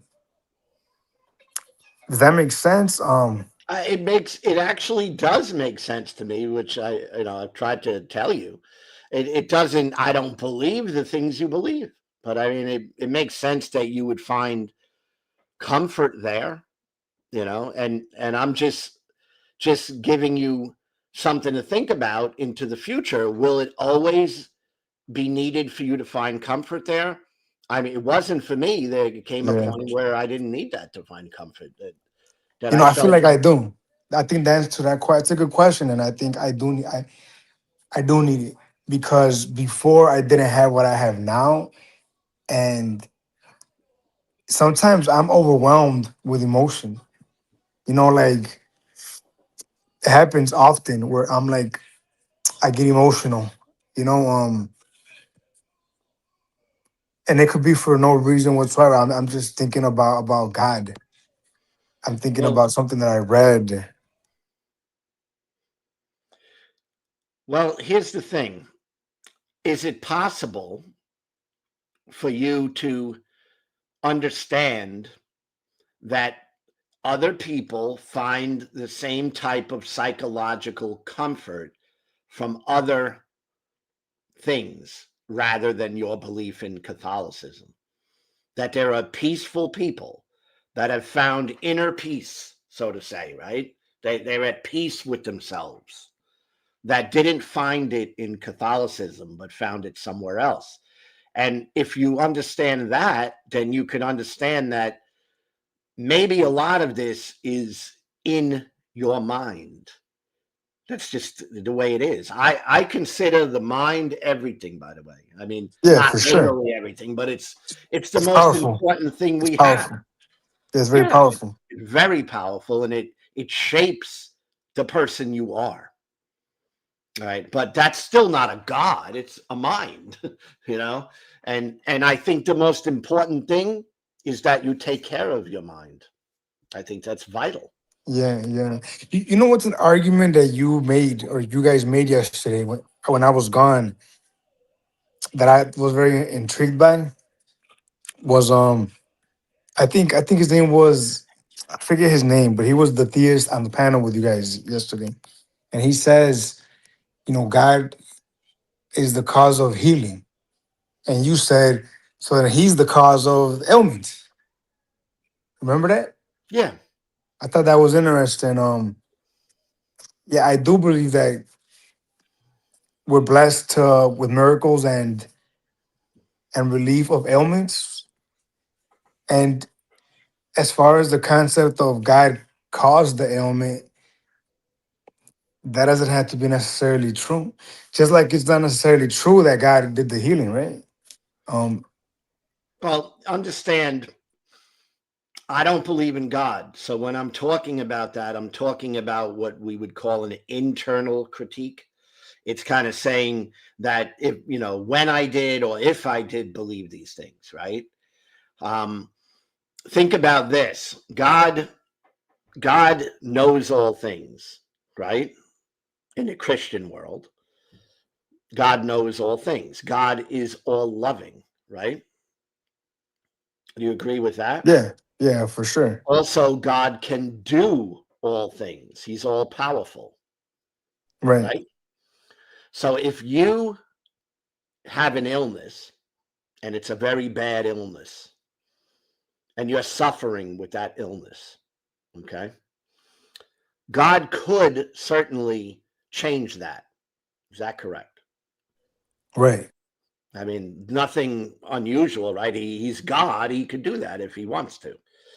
He also knows that you're suffering. Is that correct? right, Okay. Now, if he comes to you and comforts you in your suffering, isn't that a little weird? It's like he could stop the suffering, but he chooses to come to you and comfort you in yeah. suffering that As opposed to, as he definitely knows you're going through and can change in an instant, but he doesn't change it. All right. And isn't that a little weird? Like, to me, it's very strange. yeah, yeah. No, I got you. I mean, my response to that, and I always got to say this because I know it might not be an answer that you appreciate, but my response to everything you just said in my heart is ultimately, we don't know how the Lord works. He works in mysterious ways, right? And I understand that logically speaking, that might not suffice, but spiritually speaking, it for me it does. You know, he works in mysterious ways, and unfortunately, in this earthly existence that we are in, there is travesties and tragedies. Um, and I think the Bible explains that through the original sin, right? Of I guess Adam and Eve, right? And I guess she didn't happen, and now we all have to, But suffer. does that make sense to you? No, no. Truth be told, it doesn't. It does not make any sense. A lot of it doesn't, but I pray on it. I pray on it, and I pray to the Lord that if I am wrong, please forgive me and guide me. But no, yeah, if I'm being honest, it makes no sense at all. I mean, I think you can recognize that Adam and Eve sinning, if they were real, considering that they were real people and stuff, Yeah, them sinning isn't you sinning, right? I mean, that's a yes. totally different, you're a different person. So it's collective punishment. So it's punishment for the sins of other people. And that in and of itself, that alone is unfair. That's Yeah, not it's a an, fair yeah, thing. right. I mean, you do something wrong to me, and I go to your aunt and punish her. That doesn't make sense, right? No, I hear you. I hear you. I mean, there's nothing fair about that I could see. Nothing fair at all. It's a strange, weird, unusual way to look at justice. And the punishment, here's another one for you to think about. The punishment for the sin that you commit should fit the crime. Okay? So let's say you're a person that you really lived a very good life, but you did a couple bad things. And maybe, the bad thing you did was when you were younger, you shoplifted from a store and you stole a shirt. It wasn't yours. You did it, so you did something wrong. Okay. And there's another person who was going along in life and he decided to mass murder 10 people. Okay. You both should get the same punishment? I don't think so. I think that's totally unfair. I think that the punishment should fit the crime.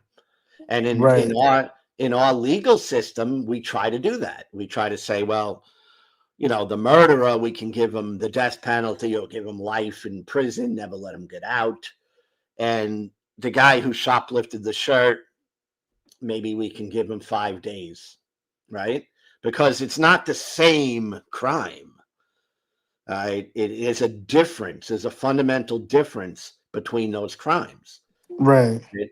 And yet, in the world of God's justice, in the Christian justice, the crime is punishable by the same thing: death and eternal punishment in hell. Yeah.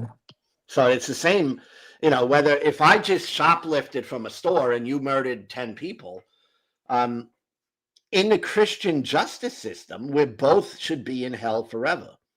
And that system is illogical. It does not make sense. Yeah. So in this case, the crime would be disobedience.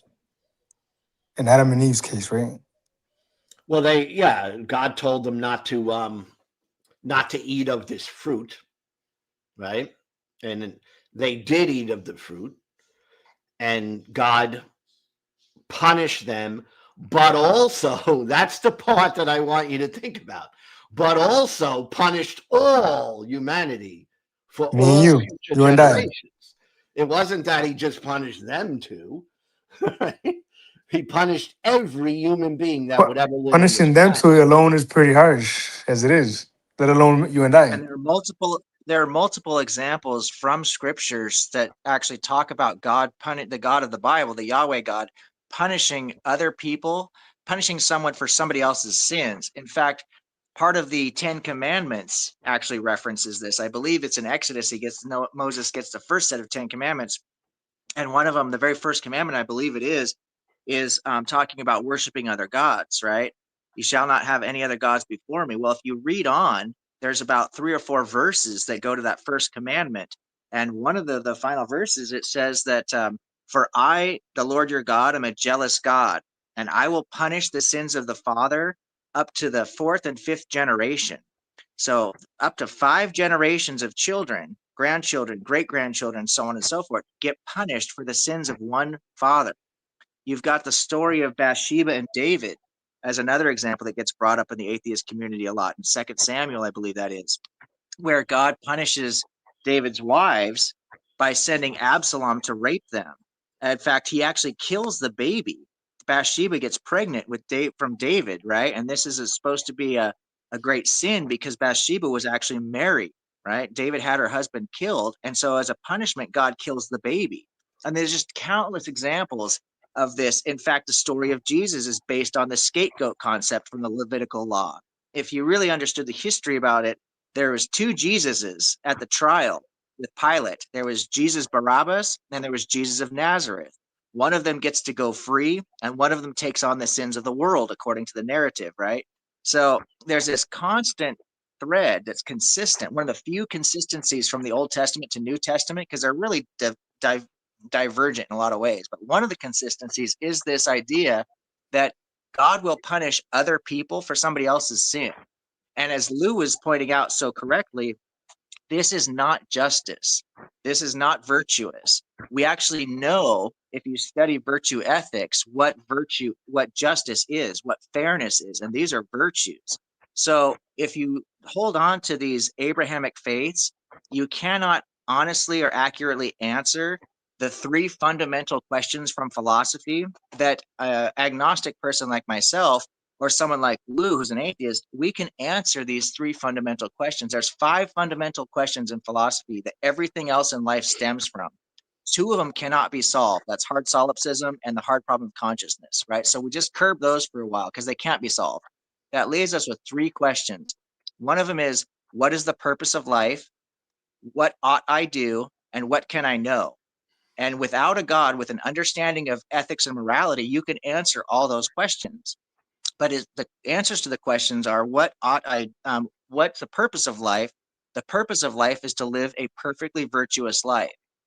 What ought I do is to seek wisdom, because wisdom is the fundamental virtue. Without wisdom, you'll never understand fairness. You'll never understand courage. You'll never understand justice.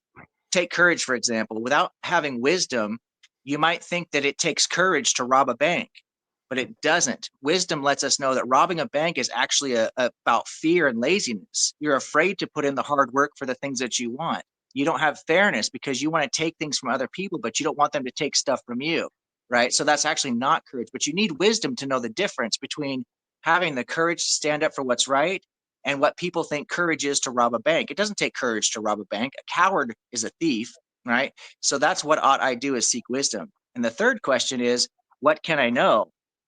The agnostic and atheist can say, well, we can divide that into 2 fundamental categories. We have empirical knowledge that we get through the scientific method. And then the other category is what we call practical certainty. So there are some things that we accept as a practical certainty because it's how we function in life. So like time, right? Free will, these different types of concepts we use with practical certainty, a certain understanding so that we can function in life. Dualism is actually a practical certainty. Even though non-dualism might be the correct way of that life is non-dualist, the dualist aspect keeps people from stepping out in front of a car because we believe that car is a separate thing from us, right? That I'm a thing and that car is a thing. And so I don't want to step in front of that car because it'll kill me. So I have a practical certainty about certain things. The other categories that should be discarded are things like faith and belief. Those are completely useless and harmful in most ways. Everything that you can get, any benefit you can get from faith or belief, can be attained with practical certainty or empirical knowledge. And the agnostic and atheist can answer all those questions, but the theist, especially the Abrahamic religions in particular, you get stuck up on virtue. So the first 2 questions you can't answer because without virtue, you can't really respond to those, what ought I do? Without morality and virtue and understanding of virtue, which we talked about, fairness and justice, which is what Lou was bringing up, the God of the Bible, this Yahweh God, is not just. Punishing somebody, drowning every baby in the world in a global flood is not love. These are fucked up definitions of what justice is. So the theist has to kind of hand wave this away and say, God's ways are higher than my ways. I couldn't Yeah. possibly Well, know. But that's fucked up. We do know what justice is. We do know what fairness is well, can I if respond we to that? understand virtue. Yeah, can I respond I'm to sorry, that? what's And that? can I respond to Yeah, that of course, first of course, point? of course. And God aside, right? The theism and atheism aside, and I hope that you understand what I mean by this, and you can follow me. I would argue that fairness and justice is subjective. What me and you perceive as fair, it depends on the culture of the group you're speaking to and what they believe, right? They could definitely they can have different understandings on fairness. Do you know what I'm getting at? Do you understand what I mean? Like me Oh, and I you hear this understand. all the time. Objective Yeah, and I hear this. me actually disagree on this, but neither one of them come into the biblical concept. Well, God aside though, I mean, for a quick, just Yeah, bear with that's what me. I'm saying. God aside, you can kind of take two different positions on that. Okay, pray tell. I mean, let objective talk about that because that's his forte. Yeah, that's my wheelhouse. I'm actually, as we mentioned, I'm Mm, going to have a formal debate about this against a very strong opponent. I do about believe in objective fairness. morality, and as a skeptic, it is the outlier position to a certain degree. But what people don't realize is that over 70%, almost 75% of philosophers in modern day are actually atheists and agnostics. And the majority of modern day philosophers actually believe that morality is objective. So the educated people are actually on my side, the scholars are on my side. But what happens is, and I do believe, and I don't mean to throw any shade on the atheists or agnostics, but what I find is that the significant majority of atheists and agnostics are former believers who deconstructed. And we talked about this religious trauma syndrome, right? And so, somebody who deconstructed and is carrying certain degrees of trauma from having to get away from, frankly, what I'm going to call a cult, because studies have been done to show that people who leave cults and people who leave religions suffer the exact same type of trauma. It's the same exact thing, even if you don't want to call the religion a cult. For all intents and purposes, it is, and leaving that can be very harmful.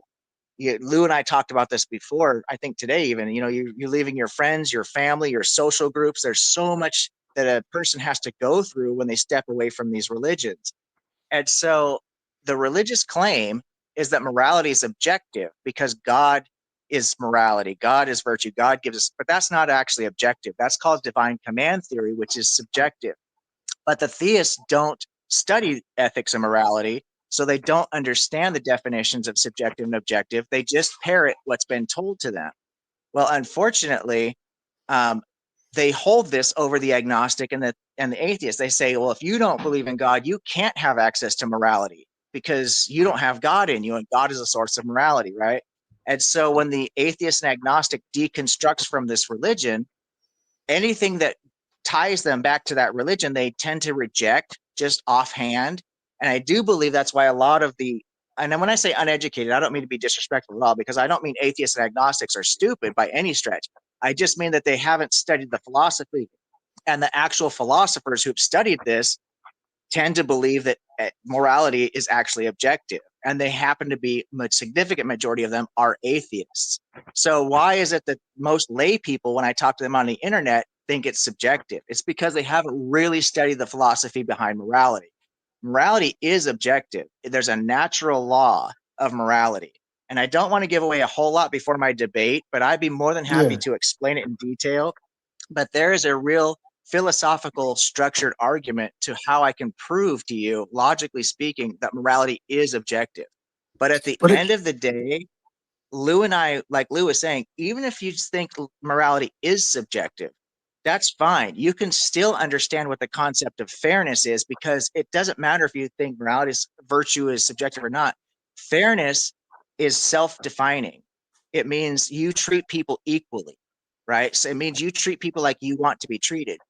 Now, this is actually one of the arguments for objective morality, because the thief, for example, right? The thief wants to steal stuff from other people, but he doesn't want people to steal stuff from him. So it would be a logical contradiction for the thief to say that him stealing stuff is morally ethical, because he doesn't want stuff stolen from him. You see what I'm saying? And logical contradictions can't exist. So you start to get into the logical problem of subjective morality, and you realize that stealing is just wrong because virtue, fairness, justice, the things that Lou was talking about. Justice means you get punished for the crimes you commit, not for the crimes somebody else commits. It doesn't matter if Lou believes in subjective morality and I believe in objective morality. We both understand what justice means because justice is self-defining. And you can look at like Aristotle's golden mean for an easy way to understand this with virtue is it's the perfect place in the middle between too much and too little. So courage is that perfect place between recklessness and fear.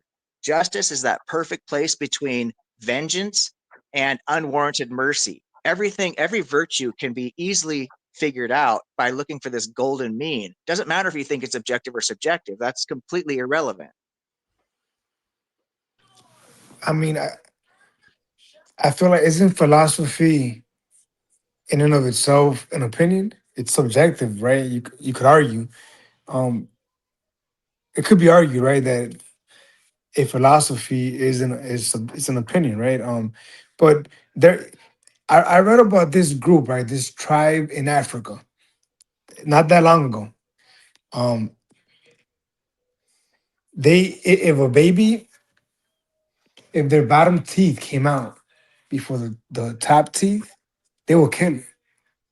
Now, killing a baby is wrong, right? But they didn't think it was wrong. Yeah. You know, and although we think it's wrong, and again, I'm pretty sure all of us think that you shouldn't kill a baby, right? Because its bottom tooth came out first. They believe that it's okay, Yeah. That's and it's because their they have an reality, improper yeah, but and that's it's because their they have an reality. improper yeah, they have an improper disposition. They wouldn't want to be killed if they had a deformation, but they are going to kill the baby for a deformation. So it's a contradiction. They can do it because they're stronger than the baby, but they cannot logically say that it's moral or ethical But, because it but actually goes against what. And again, I want to be careful how much I get into this because I've got a debate coming up, but there's actually a very simple answer to that. And it comes down to the contradictions. It comes down to the fact that every human being is inherently a moral agent that's part of humanity. So I'm a moral agent, which means I have a right to my freedom and well-being because I'm a human being. Well, if humanness grants me that right, that means ontologically speaking and cosmologically speaking, every single human being has that same equal right. So we're all on the same footing simply because we're human beings. That just is self-justified at that point. And you build your model up from there. So that baby has every single right that the adult does because it's a human being. And you just, like I say, you just build the model up from there. So there's a very simple answer to that. yeah, But I'll so tell you this, God kills babies all the time in the Bible. God tells Saul to kill all the Amalekite men, women, and children. So if you and I know that killing babies is wrong, the God of the Bible doesn't seem to get that message. yeah, no, and I would say the same response I told you earlier. I don't know. I would feel wrong to question God, right? And look, Why? I understand that those arguments they're not logical.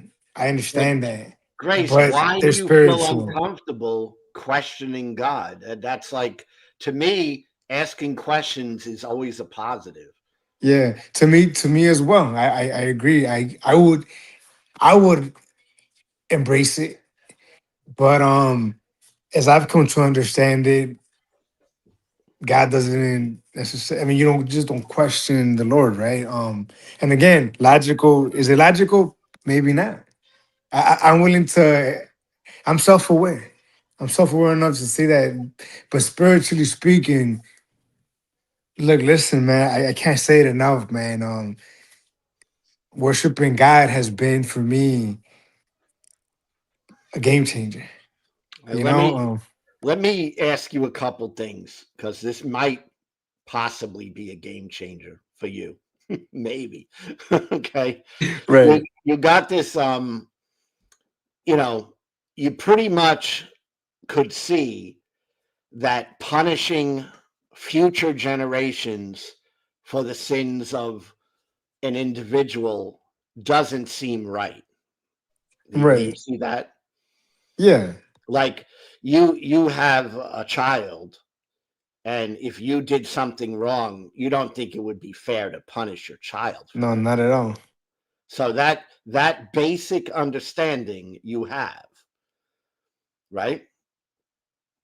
Yeah, definitely. I Okay, wouldn't say so. so it would be wrong to do that. Would you agree with that? Yeah, I wouldn't like that very much. Well, it would be wrong. Like if I Right. were to punish your child for something that you did, that would be wrong. Yeah, I think it would be wrong. Yeah. Okay. So when God does that, and he does, okay, in the Bible, he does, is God wrong? Yeah. Look, listen, man. I think I answered that a second ago, right? I just don't know that like the Lord works in mysterious ways, and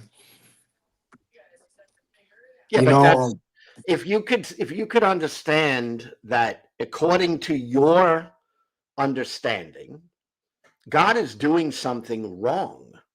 And if you get there, then you could start to understand why people like me don't believe in your God.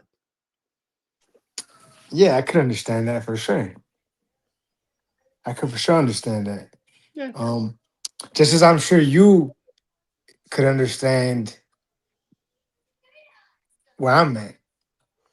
I think I understand where you're at. Now you might not obviously agree with it. You might think it's, and I'm not saying it like in a negative way, but you might think it's weak of me. You whatever opinion you have of it, you understand. I'm sure you do. I feel I was where you're at, but it's just been a long time. But You said it's I been like feel 15 years, right? it seems like 12 to 13 years that I've been atheist. Yeah. But I lived many years, many more years as Christian. And I used to see things the way you're seeing them. So I could understand it. I know it what I've discovered for myself, not for you, because I think you're on a personal journey. That's what I'm sensing. All right. But in my personal journey, um, I came to understand I could trust in myself. So when I determine it's wrong to punish, people for the sins of other people, I'm confident enough to stand on that. I don't have to go, it's mysterious.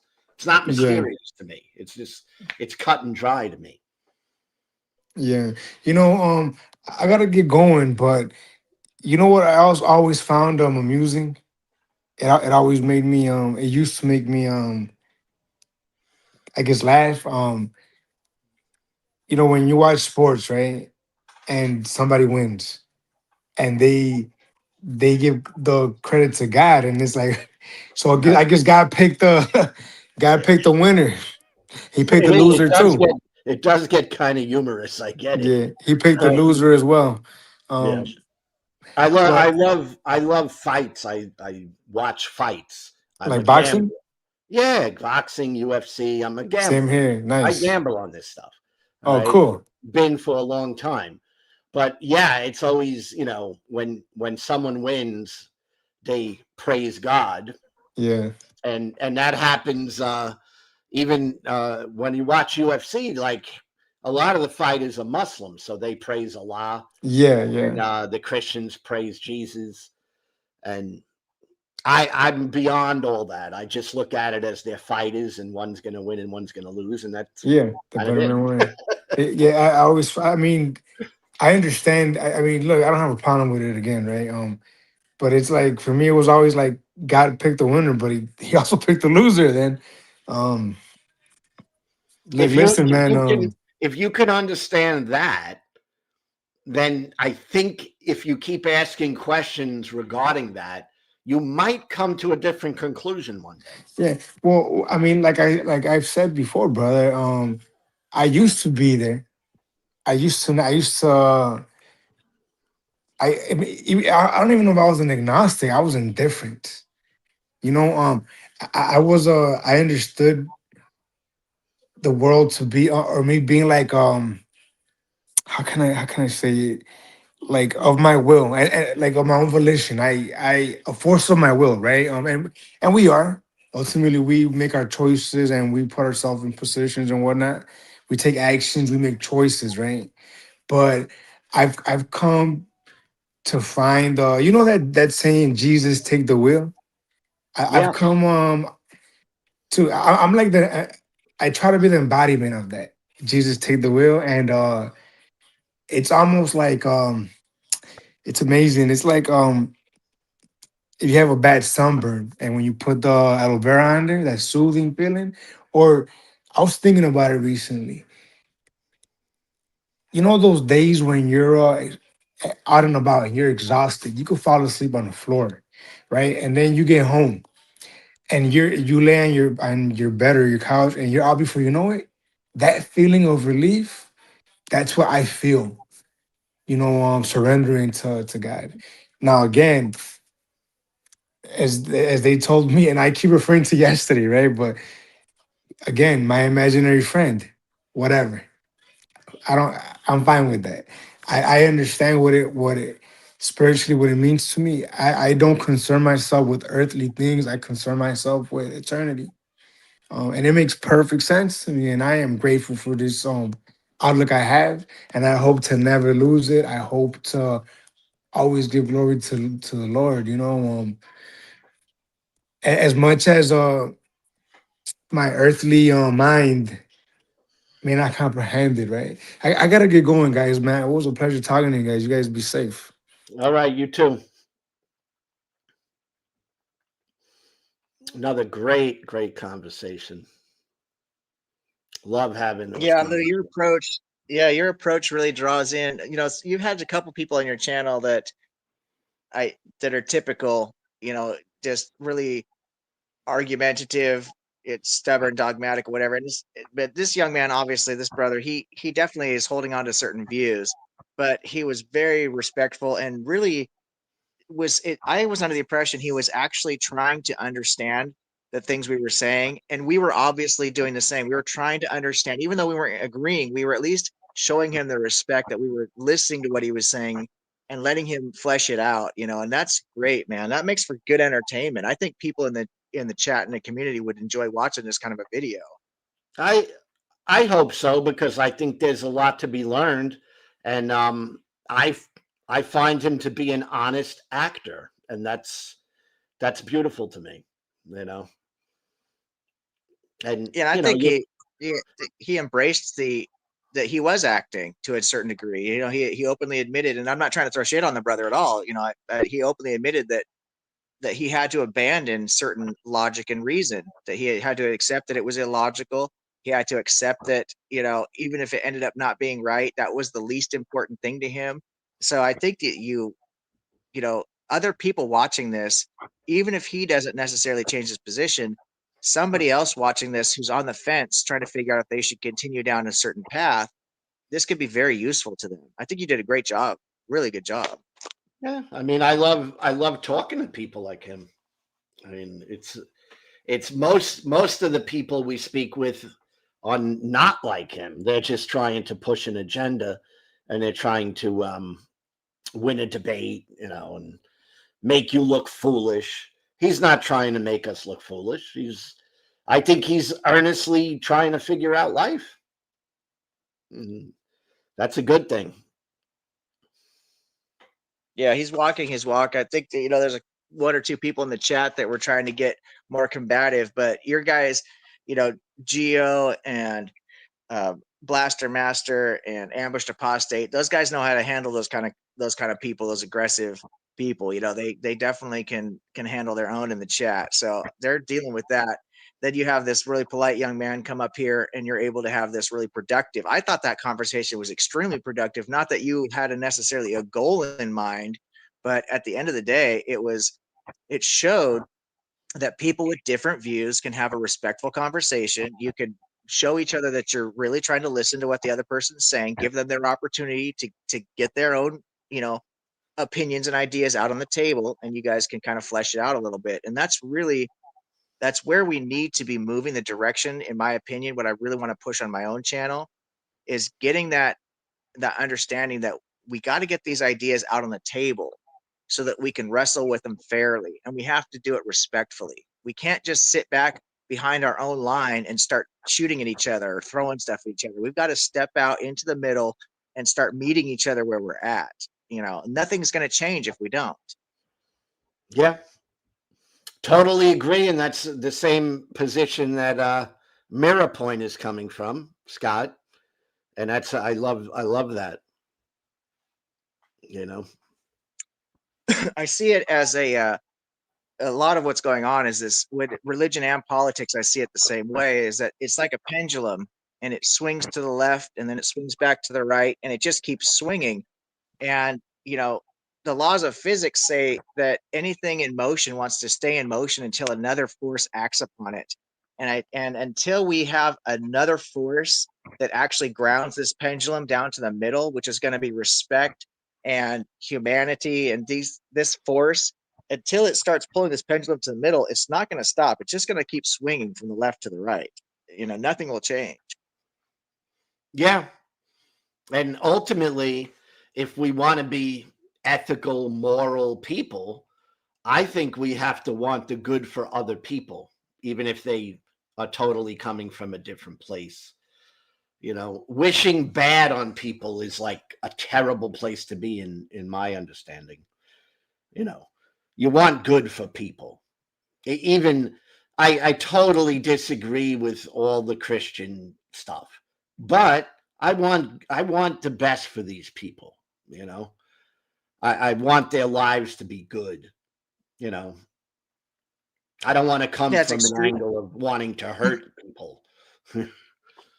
No, it's extremely important. This what when it comes to like the moral and ethical question, like Kant, he talked about the universality. So making a universal principle, which is basically like we want people to be good to us, and so we want to be good to other people, right? So our own behavior, we should only act in a way that we want to be universal. So if I'm stealing from people, I obviously don't want people to steal from me, so I'm not acting in a way that I want to be universal. If I'm acting kindly to people, I want everybody to act this way. So therefore, it's a universal principle, right? And that's really the key to the morality issue, is if our behavior isn't something that we want to be a universal concept, then we shouldn't be doing it. Yeah. Yeah. And I find that your intention matters so much. Is your intention just to beat someone down? Or is it actually to try to come to some understanding that may help another person, Well, I absolutely agree with you. And I think it's interesting you admit that, because that's actually an argument against subjective morality, believe it or not, because from the subjective moral position, so let's say there's a guy in a big truck sitting at a red light, and the light turns green and he's in a hurry. He's got to get to work or whatever. And there's a little old lady who's in the crosswalk, can't get across the street in time. And the guy in the truck says, fuck it, I got places to be. And he just mows this old lady over, right? So the subjective moralist will say, oh my God, that's terrible, because murdering this old lady gives me this terrible feeling inside. So my opinion, my emotions are that killing this old lady makes that morally wrong because of this loss of this human life, right? Because of the reduction of harm and stuff. Well, unfortunately, you put that same truck at that same crosswalk with the same old lady, but this time the light turns green and the guy in the truck, he's like, oh, I'm in a hurry, but I'm going to wait for this old lady. I don't want to injure somebody, but his vehicle fails. The brake line has a leak and it loses pressure. Even though his foot's on the brake, the truck rolls forward, hits the little old lady, and she dies. Well, the subjective moral position still says that's wrong because it's based on the emotion of the killing of the lady. Because what makes it wrong is the feelings that it's wrong. It's not just wrong because it's flat out wrong. It's wrong because of the feelings. So the objective position takes into, according to Kant, he says with deontology, he says the intention matters. What makes that wrong or right is the actual intention of why did that truck hit that lady? Was it because the guy intentionally ran her over because he's in a hurry? Well, that's intentional. But if the truck fails, yeah, we could still look at negligence and stuff, but we cannot say it's a moral crime because he didn't mean to do it. It was completely unintentional and in a lot of ways out of his hands. He didn't know his brakes were going to fail. You know what I'm saying? So there's an argument that can't actually, when he builds his objective moral principle, what he calls the categorical imperative, he actually uses intention against subjective morality. So it's very interesting. Yeah, I know. This stuff is crazy because I understand.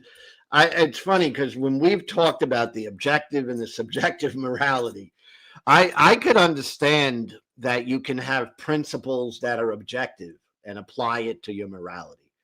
So I understand that. But that doesn't mean, to me, that morality itself is objective. And I know that, like, that's a thought thing, you know.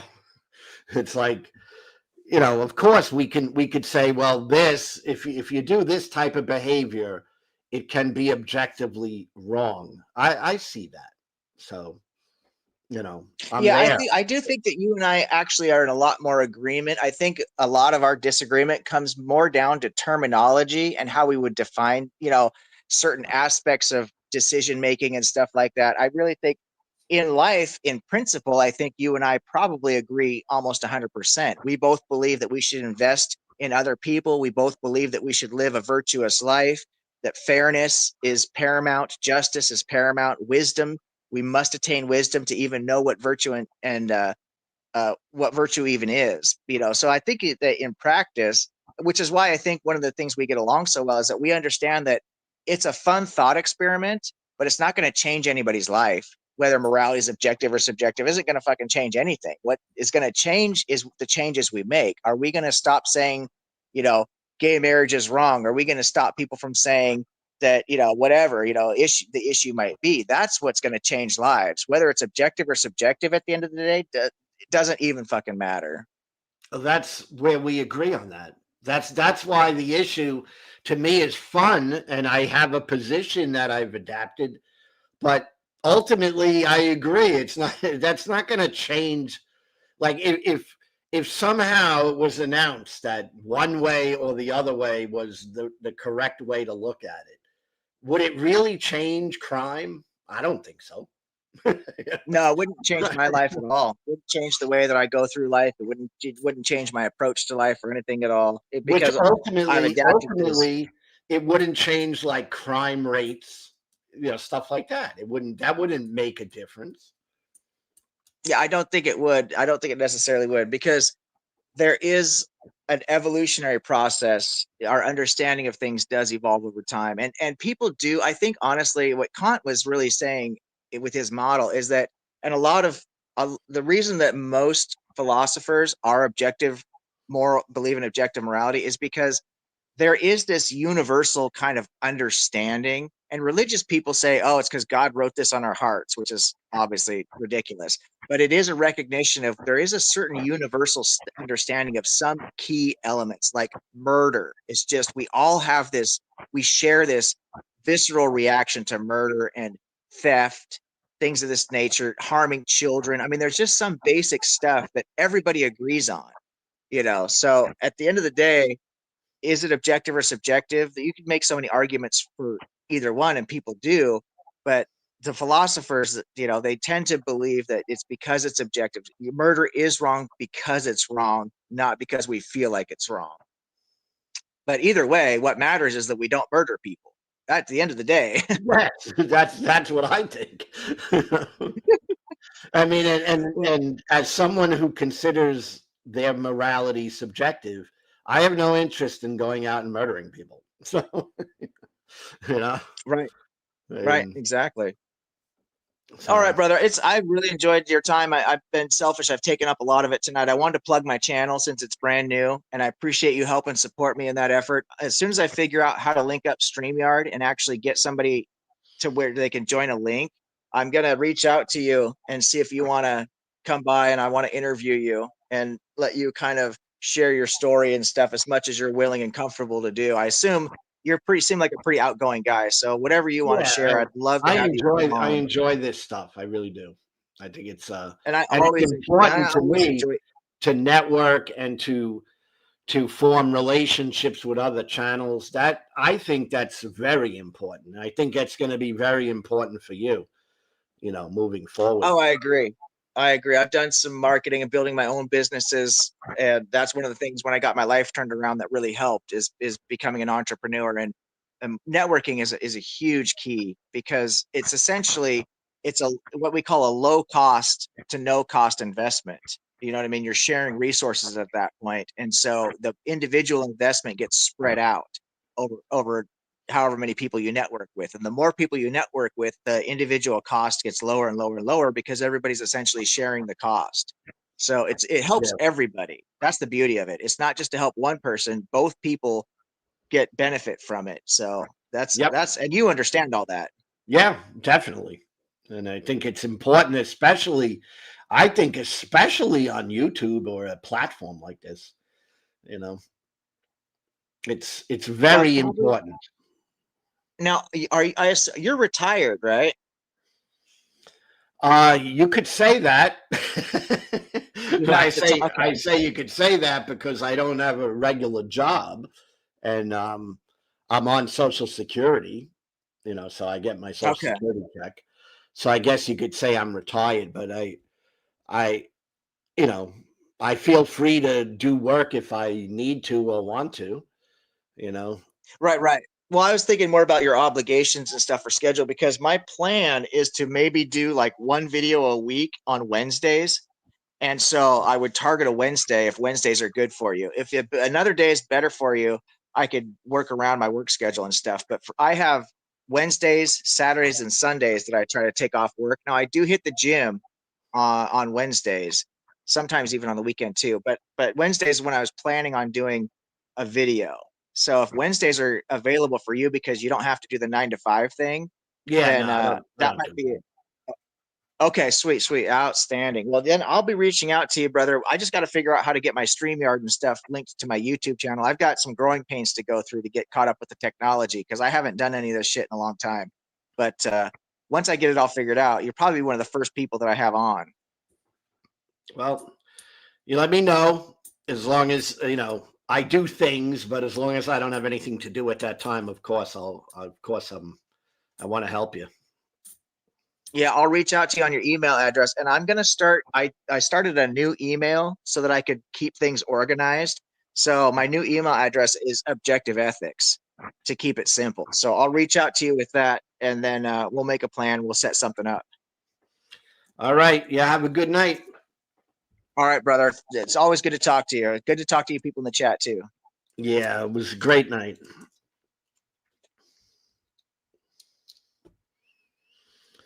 So, what a great night. So many good conversations. Right. I guess I'm going to go. It's been on for almost 4 hours talking. And want to thank everyone for dropping by. Appreciate you being in the stream. Have a buy me a coffee link. I want to grow this channel. I want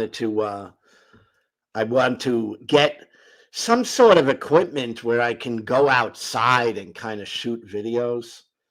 And that's something I don't have. So that's one thing I want to be able to do. Selfie microphone and video, and maybe even a microphone that you can carry outside. I think that would be really cool. So I'm trying to figure out in the future where I can go with it. But I just enjoy talking and having interesting conversations. So thank you, everybody. Have a good night, and I hope to see you again soon. Bye.